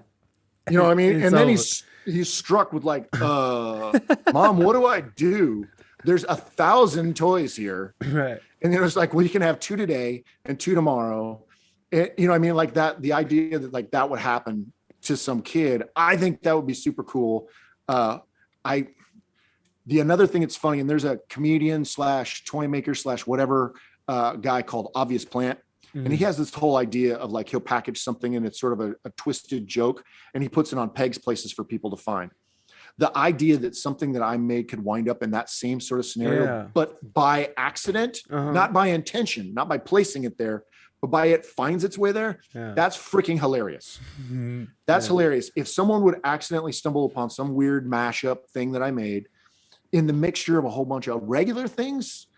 And then like, let's say they picked that one, or that one got lumped into a bag and then they took it home. Yeah. That's so funny to me. And I kind of hope that happens. And I was talking about this with a friend of mine the other day, and I was like, should I start doing that? Should I start taking toys that I don't want to Goodwill and seeding my own material in it? So that they start showing up on shelves in various places, go town to town, drop off a bag at Goodwill, and in there is a Chickenburgerdisco. Yeah. All the time. Yes. And so then they start popping up everywhere. And Mom, this toy doesn't even move. You know, it's a statue basically. Like, Mom, what is this? But why does he have a chicken head on? And then that starts to like proliferate out. Because I'm obsessed with this idea of, I think it's called in philosophical terms, I think it's called phenomenology, which is the idea that something exists without an inherent meaning. Okay. So you could put something out into the world, and the meaning for it is either you're blinded to that meaning, or it's not prevalent in the object. And one of the greatest examples of this in modern that I know of, or that I think of or reference, is Shepherd Fairy and Obey Giant. Yeah. Specifically, Andre Giant has a posse sticker. The idea, what he did was, he has a sticker. It's a joke with his friends. He takes a sticker, he puts it out in the world. It goes everywhere. People are going like, what is Andre? Yeah. Why does he have a posse? What does this mean? That idea has been freaking blowing my mind since the first time I heard him talk about it in that context. Yeah. Because, usually he talks about it in terms of brand and moving on as an artist. But when he gets into the weeds and he talks about what that's doing and how it's sort of culture jamming on a low energy way, right? You watch movies where they have things like They Live, where he borrowed ideas from as well, right? But with things where they say, pull back the curtain, look what's behind, the thing behind should start to wake you up a little bit. To have that be a sticker and it just goes out in the world and confuses people. What does that mean? What does that have anything? That I freaking love that concept. So then if you could take a toy that makes no sense, doesn't have context, there isn't a wrapper, there isn't a packaging, there's nothing, and you stick it in with a bunch of Star Wars toys and just go here, it starts to do the same thing. And it starts to grow the same way. Like, what is happening? It's, what if I started taking little muscle arms and just packing them in packages and sending them all over the world, just like every finding a list of toy stores, the worldwide, making a little resin muscle arm and sending it to every one of these stores to get planted in the stores. And it starts to grow out of nowhere. Yeah. Like little kids 20 years from now go, oh, that's a protein. Remember when proteins were hot in 2025? Hilarious. Yeah. That's so uncool now. Like that that idea, that concept. So that's a really long rant to explain what would I do with this if I was gone tomorrow. I hope my wife just goes, here, kid, have some weird fun. Yeah. Or put it on the curb. Yeah.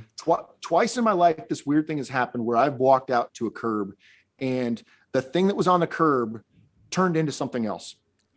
The first time was with music. So I'll go back, way back. 1995. I'm living on my own. First time. An older gentleman across the street from me passes away. He has all kinds of old records, Burt Camfort, Guy Lombardo, Pete Fountaine, this type of stuff that I still like. He has all this stuff and they take his records. They don't know what to do with them. They put them on the curb those things. I'm walking along and I see these records and I go like, I got a sampler at home. I'm going to records and I'm paying $20 for like a funk record. Here's some dude just gifted me thousands of them. Probably not that many, but a bunch. Right. To me, it was the whole world. Right. I packed as many of them as I could into the trunk of my car. I drove home, put them in my, turned back, picked up all of them, did that till I had them all in my house. And then thought, what if I start sampling these records instead of the records that I'm supposed to sample? I'm not sampling an R&B hook anymore. I'm sampling this whatever. Guy Lombardo is a great example because I used to sample them all the time. Still do. I just don't know what record they're from anymore.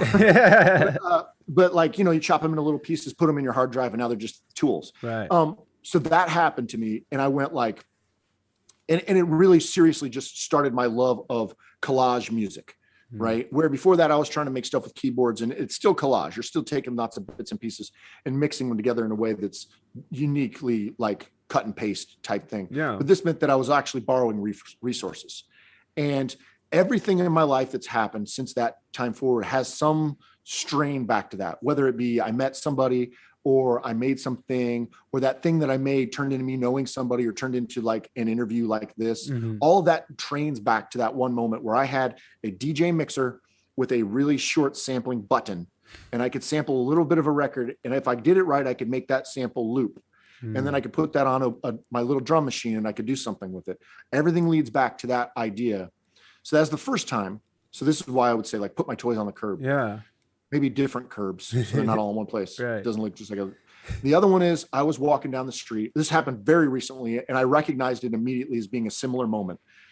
I was walking down the street and somebody's moving in the neighborhood, and they had a bunch of their kids' toys, and they put them on the curb. And I walked by, and I looked in the box, and I thought, like, look at these. These are amazing. Like, they're kind of like little sculptures, and some little kid did this or whatever. And there's a little place set in here. And I keep walking. And I stopped and I recognized it. I turned around and I went back and I picked up the box and I took the box home. And from that moment forward, I've been obsessing over every little thing that I can find and or make or tear apart. The term they call, it's a Star Wars term actually, it's called kit bashing. The idea was they used to take model kits, tear them apart and bash the pieces together to make like the Millennium Falcon. So same kind of idea. You take a bunch of parts from a toy, mash them together and you make a new weird thing. You kit bash a new thing. That just is like, and even again, recently, like very recently, like within a couple months, same idea, same thing happened again. This time people threw out their toys and they were throwing out little people. And by little people, I mean the peg people, not like some sort of weird, inappropriate thing. Yeah. And so, whoops, wrong way, that way. So they put out these little children's pegs, these from play school or whatever. And I walked past it, stopped, turned around and went back and went, you know what I can do with that? I can totally redesign everything that I've been doing around these little pegs. And like, how silly and weird is that? And how strange is that if you're somebody tuning into like a music stream where they're playing crazy jams and punk jams and here's a Devo cover, Right. you know, here's 99 Luft Balloons. Now let's cut to, Hey guys, I'm a little peg person. Yeah. like the crackedness of that is like, again, things that like I super geek out over. And so anyway, sometimes people's trash is the greatest thing in the world. Yeah. But you got to wait. You got to see that door, right? When the door kicks open, you got to know it's open to walk through it and to go like, oh, this is going to change everything. So one time the toys did it, one time the music did it. Both those things I think are now starting to be like DNA of who I am, as weird as that is. So I hope maybe put them on the curb and somebody could have that same DNA experience. Yeah. And it transforms them in some sort of way. That's really beautiful. That's like a really beautiful explanation of what you want to do with your toys. Rant. But I love that. That's great. I mean, and podcasts are made for grants, so it's all good. But that is one thing that it was really interesting that I saw. You know, some of the things that I do notice is like you're straight up doing like Ryan's toy review or like those YouTube toy thing. Like my son used to watch that shit all the time. It's like they're just playing with like Paw Patrol. It's like, oh no, Chase, don't do that. And it's just toys and people's fingers, and they're doing the voiceovers. Millions of hits on YouTube. So taking that concept that was kind of birthed for children and to sell toys, it was to take that and then you see that in the context of a Fantastic Plastic stream, and it's just like what's happening here, which it just adds to the whole chaos of the situation anyway. The name is the Fantastic Plastics. That could not be planned better as a fake brand ever in the history of the world. Yeah. Like when I go, oh, Fantastic Plastics, like toys, like it to me, like, and that's not where it comes from, right? This is a Andy Warhol Beatles inspired type name, but to get for it to turn into this other thing, fortuitously turn into this other thing because I'm a freaking weirdo, is totally, I dig it, you know. And so I don't know. Yeah, man, no, totally. I remember when they came on the show.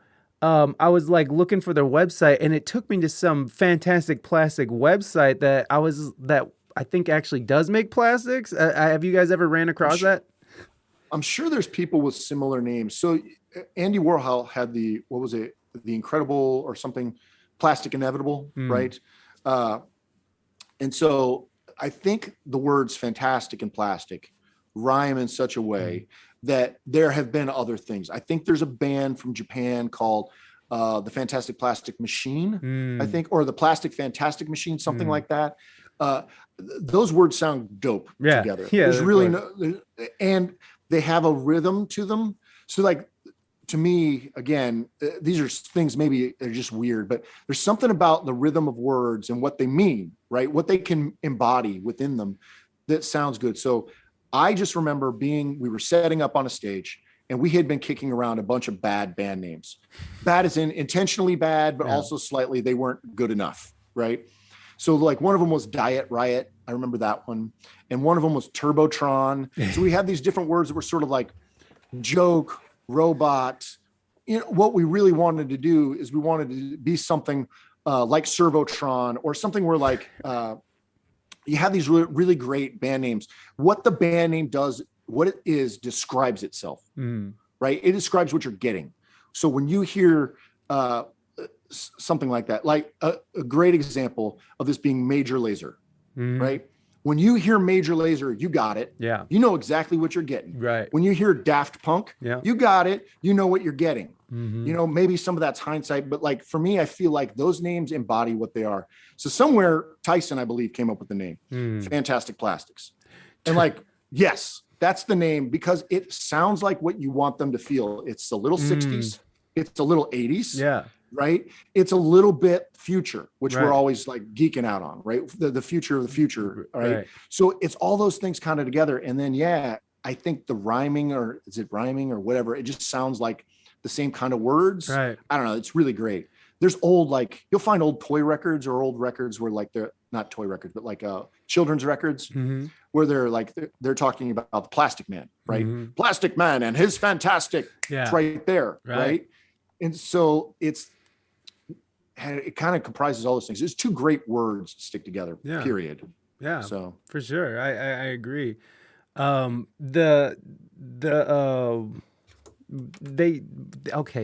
to do a let me get to these questions and then we'll do a Baby Yoda. They want to do a Baby Yoda. It's not on the list, but that's fine. We can do a Baby Yoda. Just let me do this. Turbotron is a super dope band name, by the way. Yeah, it is. I agree with you, Epilid. Maybe that will be your new band name, Epilid. Right. Start a band, call it Turbotron. Oh yeah, I turned off the things here. I'll just make it more chaotic. Here we go. Brought to you by Pfizer. Fuck you. Pay me. That's not what I meant to do, but okay, that works too. There it is. Oh god damn it! I still forgot to have it go above the. I think it's better. I think it's better that you don't have it right. Yeah, it's just The more out of control it is, the better. Just roll with it. They should call it the Fantastic Recycles. Oh, Spotastic! Thank you for being here, friend. I appreciate you coming in. Let's get through a couple of these questions and then we'll do Baby Yoda. So just let me get on it here. So have the question ever come up by the kids, obviously, about handing down the toys? Wouldn't they be interested? I'm sorry, I totally misread all of that, but they might be like, like 1 or 2 for sentimental value. My youngest loves Miles Morales, and that Into the Spider-Verse movie. Yeah. So she actually has a couple, and she's got a little collection of nutcrackers. So she's been collecting those. So like, a couple times a year she gets a nutcracker, and they're there all year long. So I have like a nutcracker type character over there somewhere. So I think she might want that. There you go. But I don't know. My oldest, she loves Stranger Things. So I actually gave her my Stranger Things collection. Oh wow.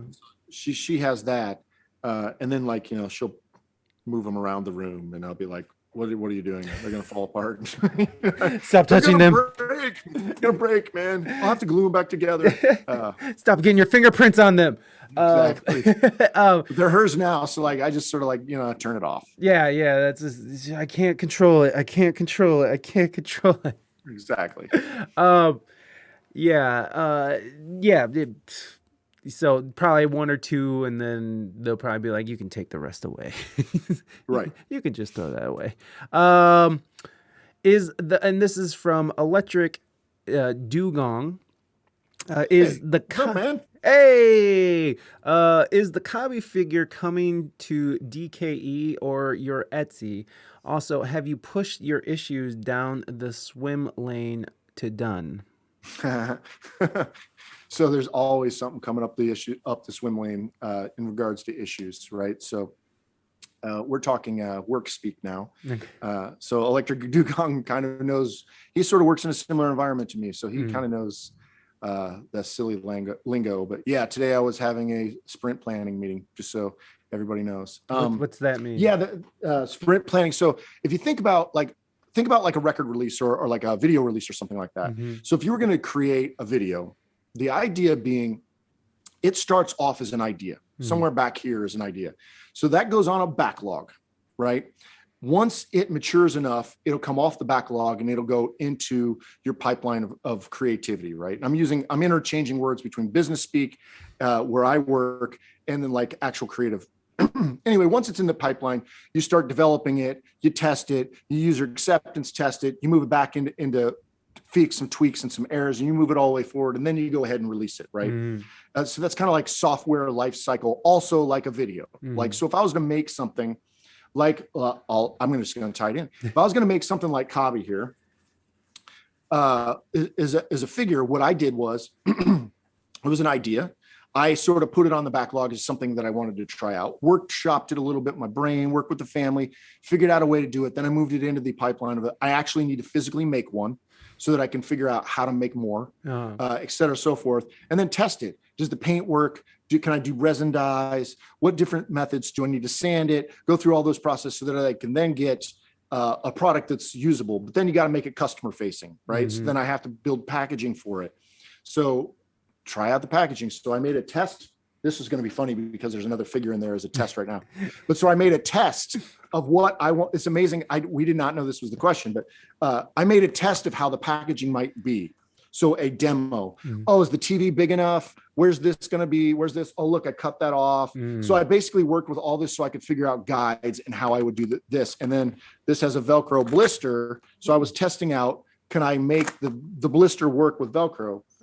Once I had that figured out, I was able to go ahead and put a print order in so I could make decent ones and then, do the same thing where I could basically stick it on there. So that's kind of a description for silly, agile thinking as far as software or product development. But yes, this is coming from my Etsy store, not DKE. So it'll be basically sold through me. My plan, for anybody who wants to know this, my plan is next Friday, the 10th, the Plastics are going to do their live stream. I'll make them live during the stream because the real truth to this is Kabi is kind of a love letter to the Fantastic Plastics stream. They really love him and adopted him, and I don't know why, but I'm glad that they do. I think it's super funny myself, so I'm glad they like it. And what I'm going to do is kind of make it available on their stream. And and then from there, I'll post something on Instagram and let everybody know about them, be available. There's only 20. So hopefully that's enough. I don't know, to be completely honest. I'm going to go ahead and I'm going to test in production here for the Kabi figure. And I don't know the number. To be honest, 10 is a lot to make. 20 is an enormous amount to make when you're making sort of like a homemade figure here. So anyway, that's it. And on the back, for anybody who wants to know, it's sort of like an advert there's all these Fantastic Plastics ads on here. So there's protein, Code Red Cola, Fantastic Buy, Bad Day Pills, the Karate Chickenburgerdisco, and then just an actual sandwich. So just a sandwich. Just Chickenburgerdisco sandwich. So yeah, I love that, man. And that was one of the things that we talked about when I was talking to the Plastics, Miranda and Tyson, is like world building and creating like these, like the Fantastic Plastics completely have a whole world that you guys have built out and like keeps growing, and like, Kabi and stuff. I love that, like the idea of like Star Wars, right? Like this world building thing, or even World of Warcraft or something like that. I love that concept of world building and just building out an entire ideology out of it. I mean, like the Force and shit. Like people take that shit seriously. Like the dark side. Like there are people out there taking that shit real seriously. Yeah, spit that lore game, son. What up? Oh, come on. Well, I like all that stuff. Like I like Star Wars, right? So I think everybody kind of does, but like the part of Star Wars that I like the most, besides the nostalgia explosion that happens when I watch the first 3 movies, the part about it that I like is all the little things, the world thing, the thing that they're doing for the Mandalorian in lieu of writing a story is essentially putting everybody in there and you get to hang out in Star Wars land. Right. Basically you walk around, and that's kind of what the Disney park is too, right? You get in and you're just sort of immersed in it. I don't know if it's intentional or we think about it too much, but one thing leads to another. You start to build on, and connections happen, right? So this thing and this thing, and then a connection happens. You don't even realize it's there. A good example, and I'll show you this thing. It's a prototype. Let's go. It's not finished. So I'm working on this guy that's like a brain on like a crotch body. Anyway, long story short, this guy is this thing I'm working on, and my wife says, so he's in the brain trust, right? He's the leader of the brain trust. I hadn't thought of that. Yeah. I'm making this. And then she says, so the brain trust. So like, yes, I wanted a little brain. Actually, she bought me the brain that I then molded and casted. So like she bought me this toy brain, and then I made multiples of them in colors, and then I start putting them on pieces of things. And she says, so the brain trust, you should make that I should have made that connection. I did not. So I was off on another world over here. So it's all those ideas sort of percolating around, and then the ability to sort of pluck them down and then build the world around it, even in flight, right?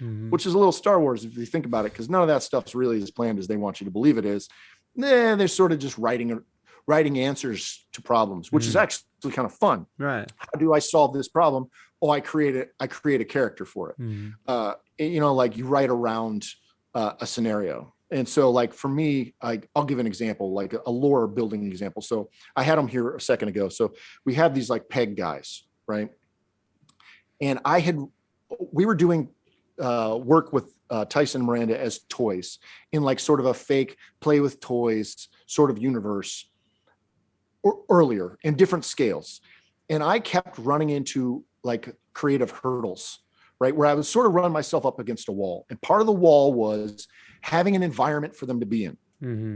To make it better, I needed the world around them to look like something, not just a gray background. Yeah. So when I started, it was a gray background, or here's like a piece of paper background. Right. I needed the world to be better to start making it more and more immersive, to make the universe feel more like an actual thing and less like dude in his basement playing with toys. And it's still a dude in a basement playing with toys, but there's a little bit of this cognitive dissonance you can make. So I needed to have a scale that would work. Yeah. So I took them from a larger scale down to a smaller scale, and it still wasn't small enough. I realized it's still not small enough. And then I stumbled upon these pegs, and I was like, they're so small.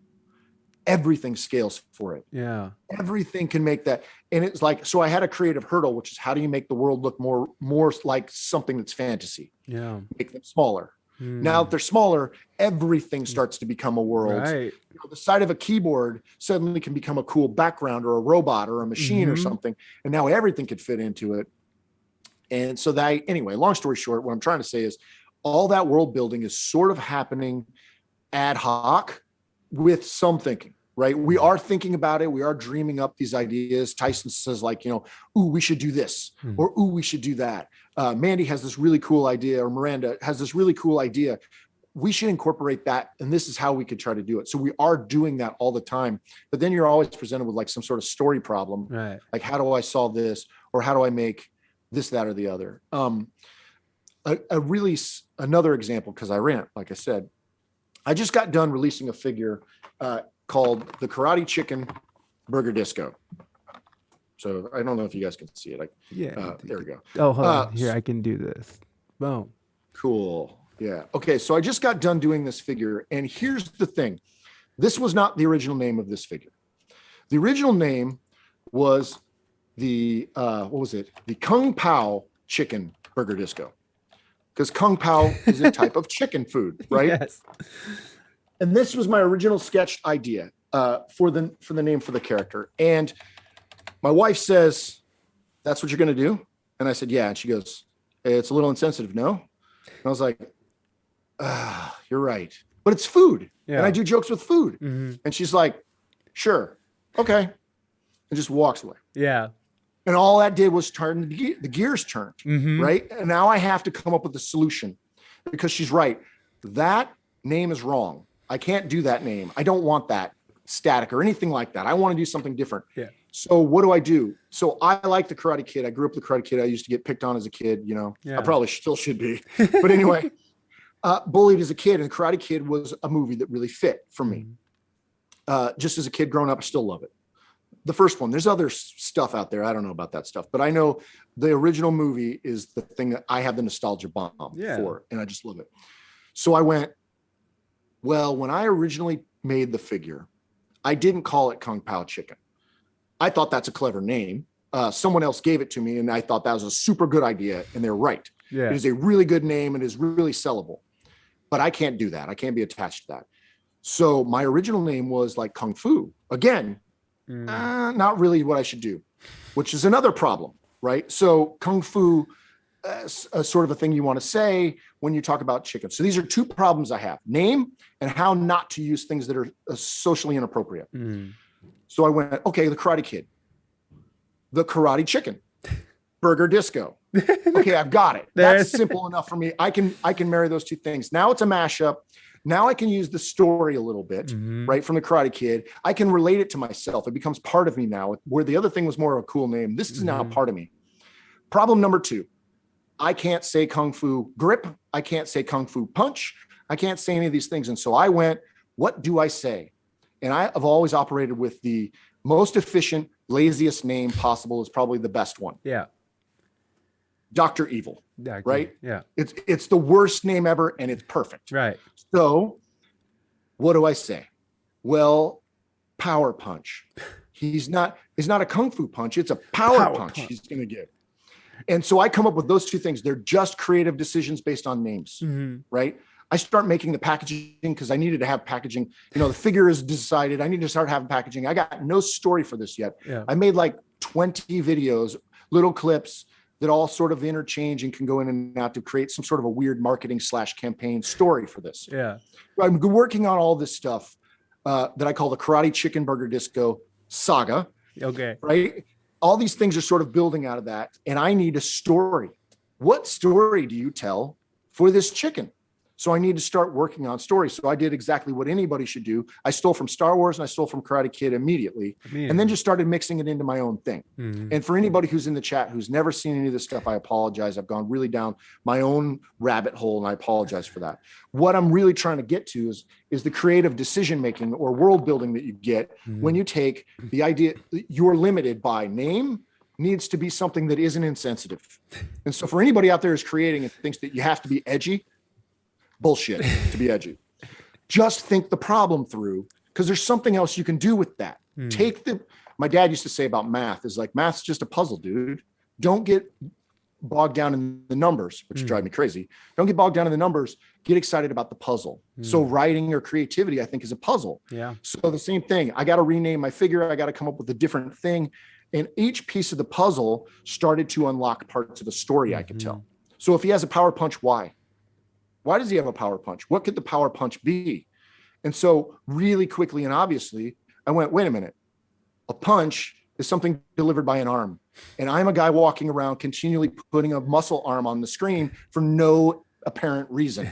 So his power punch must come from the protein muscle arm. That must be where it comes from. And what is protein? Since I've never explained it and no one has, it's the force.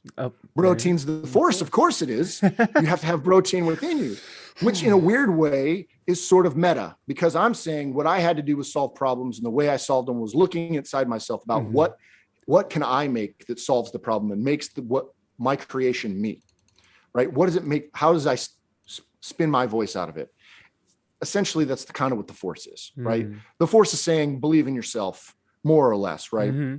If you believe in yourself, you'll be able to do amazing things. Now, of course, Star Wars goes into all their lore and all their cool creative stuff, but really, me, that's what it means to me. So if I do that, then the story takes care of itself. And then it did. It just started writing itself. And again, I'd be at work with 60% of my brain on work and 40% is working on how do I tell a story about a chicken figure that when they said, would you like to do an action figure with us? And I said, yeah, are you serious? You want me to do one? Yes, I'll do it. What do you want? You want Star Wars? Do you want Marvel? What do you want me to do? You want me to mash up something to do like a joke about, Nutella? What do you want me to do? And they said, no, you do Chickenburgerdisco. Do you? But you got to make it unique so that like it's not the same as everything else. So I went, okay, cool. I'll do that. I'll start making versions. So I did it. You go in, basically, I'm in there creatively just making versions. Again, you're back in like development stage, right? So I'm in there developing different characters. And then they call you and go, okay, I need to know which one. You're like, what? Wait a minute, right now? I'm still developing. Yeah. Like, yep, we need to go to prod right now. Production for everybody out there. We need to go to production right now. You need to tell me what it's going to be. And I need a picture of it that's beautiful by Friday. So tell me. And so I go, the karate guy? How about that one? And they went, this was literally the response I got back from them. Fun. Fun. And then it's off to the races. And now I have to create a reason for anybody to care about it, right? Yeah. Because I think you can make fun stuff. You can make cool, creative things. And this maybe is something that sets the plastics. This is part of what maybe people like about the Fantastic Plastics. It's what I like about the Fantastic Plastics from myself. The music and everything that goes with it, the art and the creativity and the shirts and everything, the mugs, everything. You can make a cool thing and everybody will go, yeah, that's really cool. I want that cool thing. But there's another level that really is what I connect to, which is making me have a reason to have that cool thing. And as weird as it's going to sound, everything you see behind me is a memory. They're a little gift or a little nostalgia punch that I have. And that's insane. If you think about it, I'm just collecting little memories for myself and putting it on the wall. But every little creation that the plastics do or that I try to do, there's a reason for you to want to like it. And that's what I want people to I want them to get that, right? I want them to feel like I didn't just I put a skull head on it or a pirate head on it and I put a cool metal arm on it and his name's Rock Hard, right? Actually, that's a character now. But Rock Hard and he's super cool. And yeah, cool. You might buy 10 of something that's super cool, but if that thing had a reason to be cool, right? It's got a story. Luke is a rebel who wants to stop the big bad guys. If you have a reason to buy a Luke figure, or Yoda's a wise man who helps teach the young guy to believe in himself, right? And to share that belief with others. If you turn it into something somebody cares about, then somebody might want to buy the damn thing. And for me, I feel weird selling them because I don't know why, like I'm not a toy maker like Hasbro, right? So I'm making my weird, like, what do you call those things? Like craft projects, basically. Yeah. I'm making craft projects and saying like, would you guys want one if I made one? And, if it looks cool, people might want 5 or 10 or 20 or whatever the number is. For sure. But I want to make it so that people see it and go like, I liked that thing that he was trying to say or what it meant. And that's what I want to collect. I don't want to collect a plastic figure that's going to sit on my wall in a package. I want to collect an idea that he's giving. And that's kind of why I'm making them, is I want to try to share the ideas. Yeah. I guess. So that was a rant again. See, no, it's great. And your Etsy store is in your link tree, right? Yeah. It's empty right now, but it won't become next Friday. Okay. Yep. So, well, there you go. There's nothing in there, folks, but there's the link. It's to his link tree, and there's a bunch of other stuff in there that you can go and click around and discover about Chickenburgerdisco. I saw Bonnie ask, does Cobby smell like corn? Smells like resin. So go to, if you have one of these stores in your town, a Michael's or a Hobby Lobby. There's other craft stores, and I don't know, Joanne Fabrics has this too, I think. There's other types of stores. Go to your local hobby store, walk to, it's usually around the sewing stuff or maybe like the clay area. There's going to be a resin area. It'll be next to maybe wax too. and just walk to the specific area where there's resin on the shelf, and it will have a smell to it. They say these things don't smell. They totally smell. Yeah. And so it'll smell like this weird chemical. So just stand there for a moment, and that's what coffee smells There like. you I wish go. I could spray like corn smell on them, but they smell like resin. Yeah. When you get up close to them. But the good thing is you'll be able to take it out of the package and sniff it to your delight. Yeah. And go like, oh, it smells like that. It Might smell a little bit like paint too. So each My house, Yeah. Whatever you had for dinner that night. cat, You'll sneeze when you smell it. Right. You make, so each and every one of those things you're making handmade, and you Yeah. make the molds yourself, and Yeah. so I'm just curious, how do you get these molds? I don't I like. should have brought a mold down here to It's show. okay. I'm It's sorry. okay. But basically the idea is this. So like, I've got some crap around me, so it's easy for me to grab things. So if I wanted to do this, and I don't, but this is kind of funny. If you have some sort of piece of plastic, you could be clay, something you molded or sculpted yourself, or something. This here, I think, is a liver. So you can kind of see where I might be going. But anyway, so if you have something like this, here maybe is a better example even. Here's just like a torso from a Daredevil. It's Okay. a action figure type thing. So if you have just like what I've done, now you don't have to do it this way. You can mold yourself and build things out of clay, or other sculpting products, Sculpey, things like that. But basically the idea is you can sculpt something, or you can take other things a lot like sampling, right? You're taking something and then you're sort of cutting it up and rearranging. Right. And, you sort of like start gluing parts together. Here's like an example of, this is a McDonald's Barbie figure. And then I cut its hands off, and I put on like skeleton hands.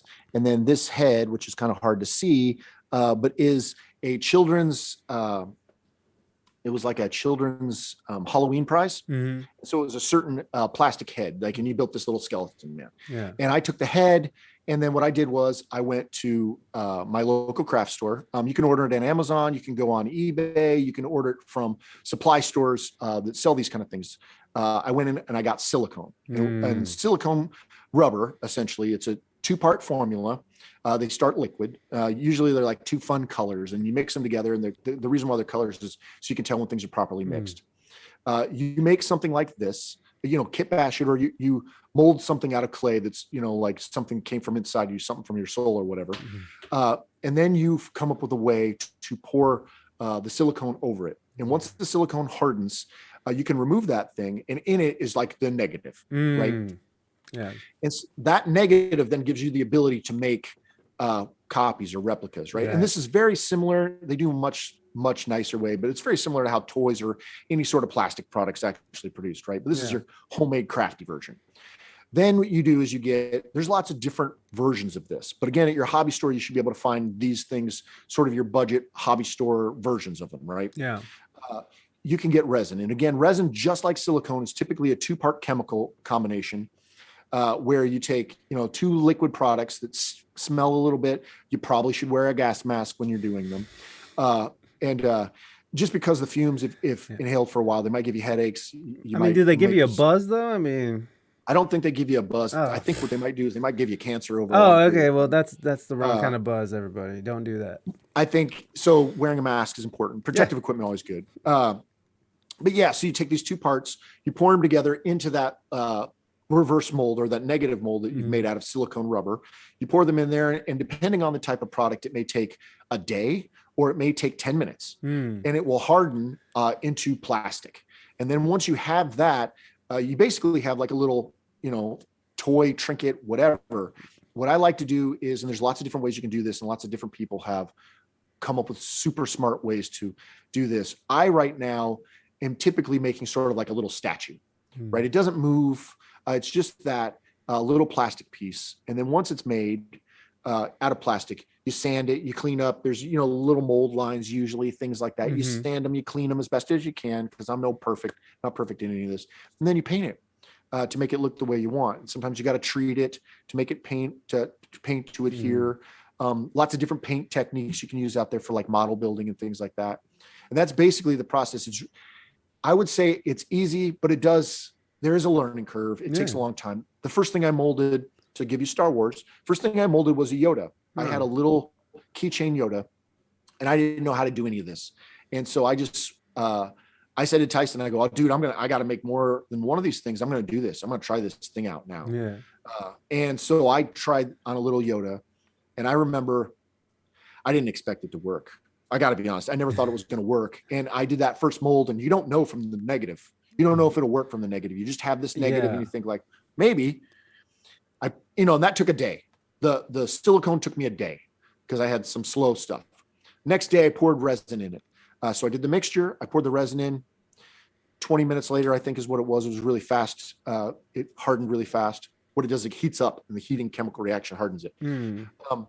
And I went in and I went, okay, let me pull this thing out. And I pulled it out, and it sure shit, it looked pretty much like the thing that I had before, only now it was yellow. Yeah.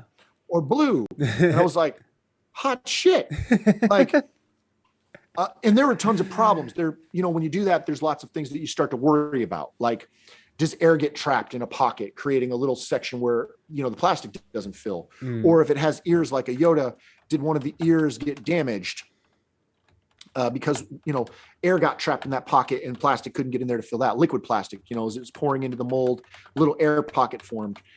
So like I learned how to figure out how to get rid of those things and to make them so that they flushed out, and you had at least a pretty good product. I don't make nearly the best stuff in the world. There are people that are incredible at doing this, and like you wonder how that doesn't look handmade anymore. It looks machined. People that do it. I'm still in that area where it looks handmade. Yeah. But it's as good as I can get, and they're always getting better. Kind of things. Which is that's how you do it. Right, exactly. I mean, as a musician and an artist, you know how that stuff works. You know how it cultivates, and small little incremental growths inspire you to keep going, and it's just it's a process. All right, so we're getting close to the end here, but I can't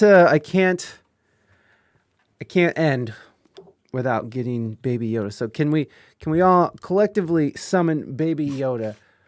Baby Yoda. Baby Yoda. Are you there, Baby Yoda? Are you there? Baby Yoda? Yeah, I hear him. Here comes Baby Yoda. Yeah. Baby Yoda, there you are! Thank you so much for being here, Baby Yoda. You came all the way from outer space. How's your day been going, Baby Yoda? Pretty good. Yeah? Not bad. What'd you do today? Well, I was doing my school to get my 3-week break. Oh, you got a break coming up? Yeah.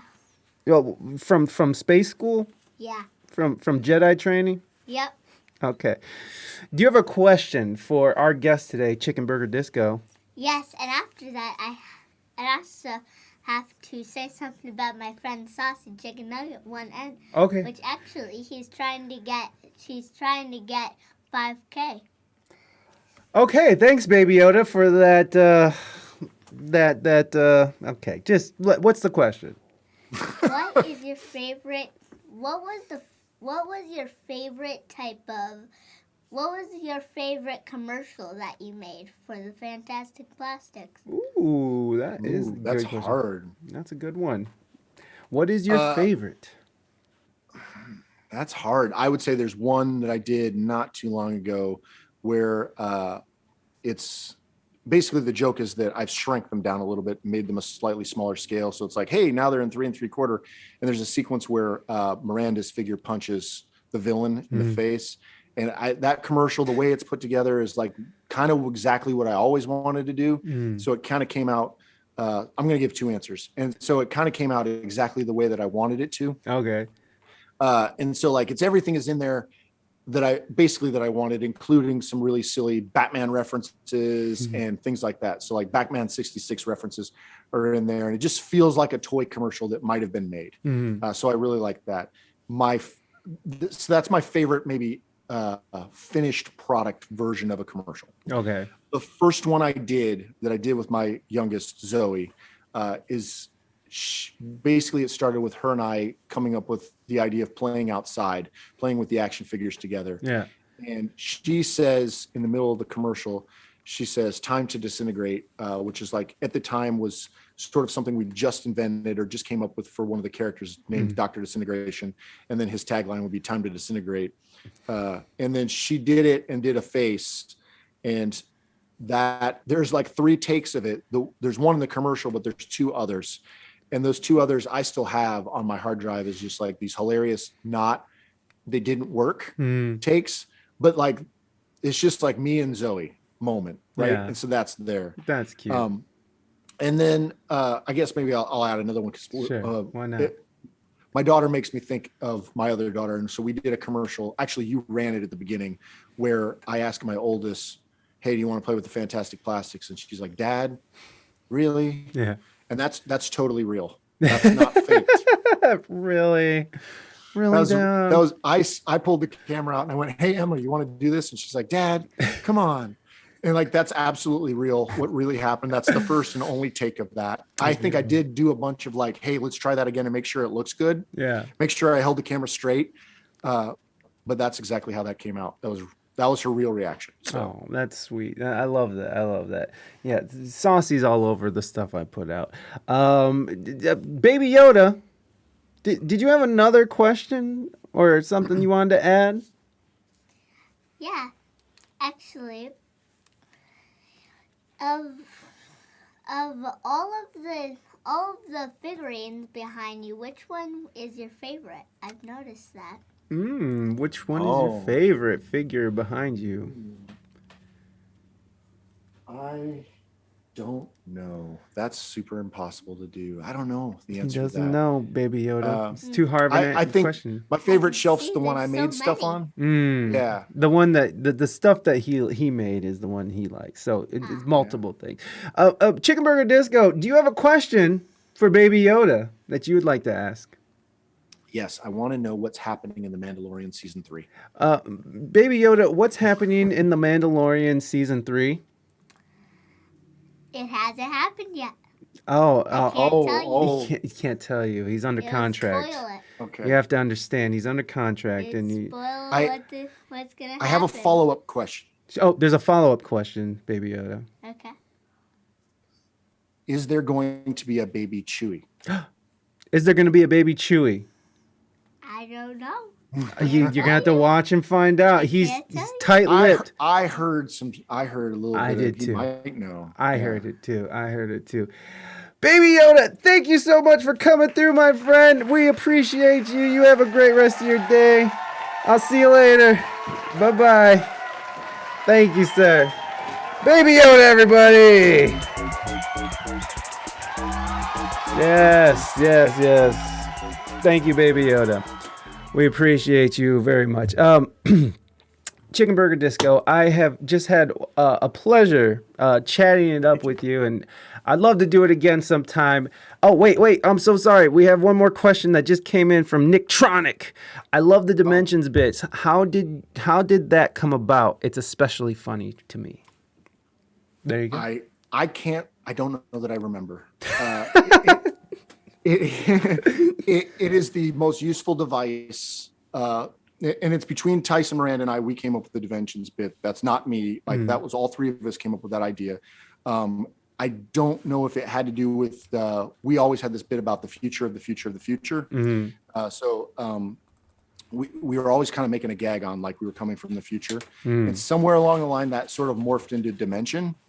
And then and I think it probably came from us eating tacos or something, and we started doing it. And then like everything that we do, it's just double down, triple down, quadruple down, 10 down. Just start pounding on that idea till that idea is just lives on its own. No. And that it's the greatest, easiest, most successful device ever, because if you want to just basically say like, oh, this is from another dimension. Yeah. You can do anything you want. Right. Just wide open. Yeah. So even the booger dimension. So exactly. Watch out. Chickenburgerdisco, thank you so much for your time, sir. You have a great rest of your day. Is there anything you want to say before we let you go? Anything you want to add? Nope. Watch the plastic stream. Thanks for everybody who joined in here from the Fantastic Plastics. Yes, Thanks to indeed. anybody I know from anywhere else who joined, whether it be, toy people or Instagram or my family or anybody like that who came and swung in and listened to me talk again. He's talking Thanks. again, folks. Yeah. Talking again. Thanks. So No worries. Chickenburgerdisco, thank you so much. Everybody, give him a round of applause. There he is. Hey. All right, buddy. I'll talk to you soon. Hey, Chickenburgerdisco. Do the disco. Do the disco. Yeah. Yeah. Yeah. Yeah. Oh yeah. Yeah. Keep going. Yeah. Oh yeah. Here. Yeah.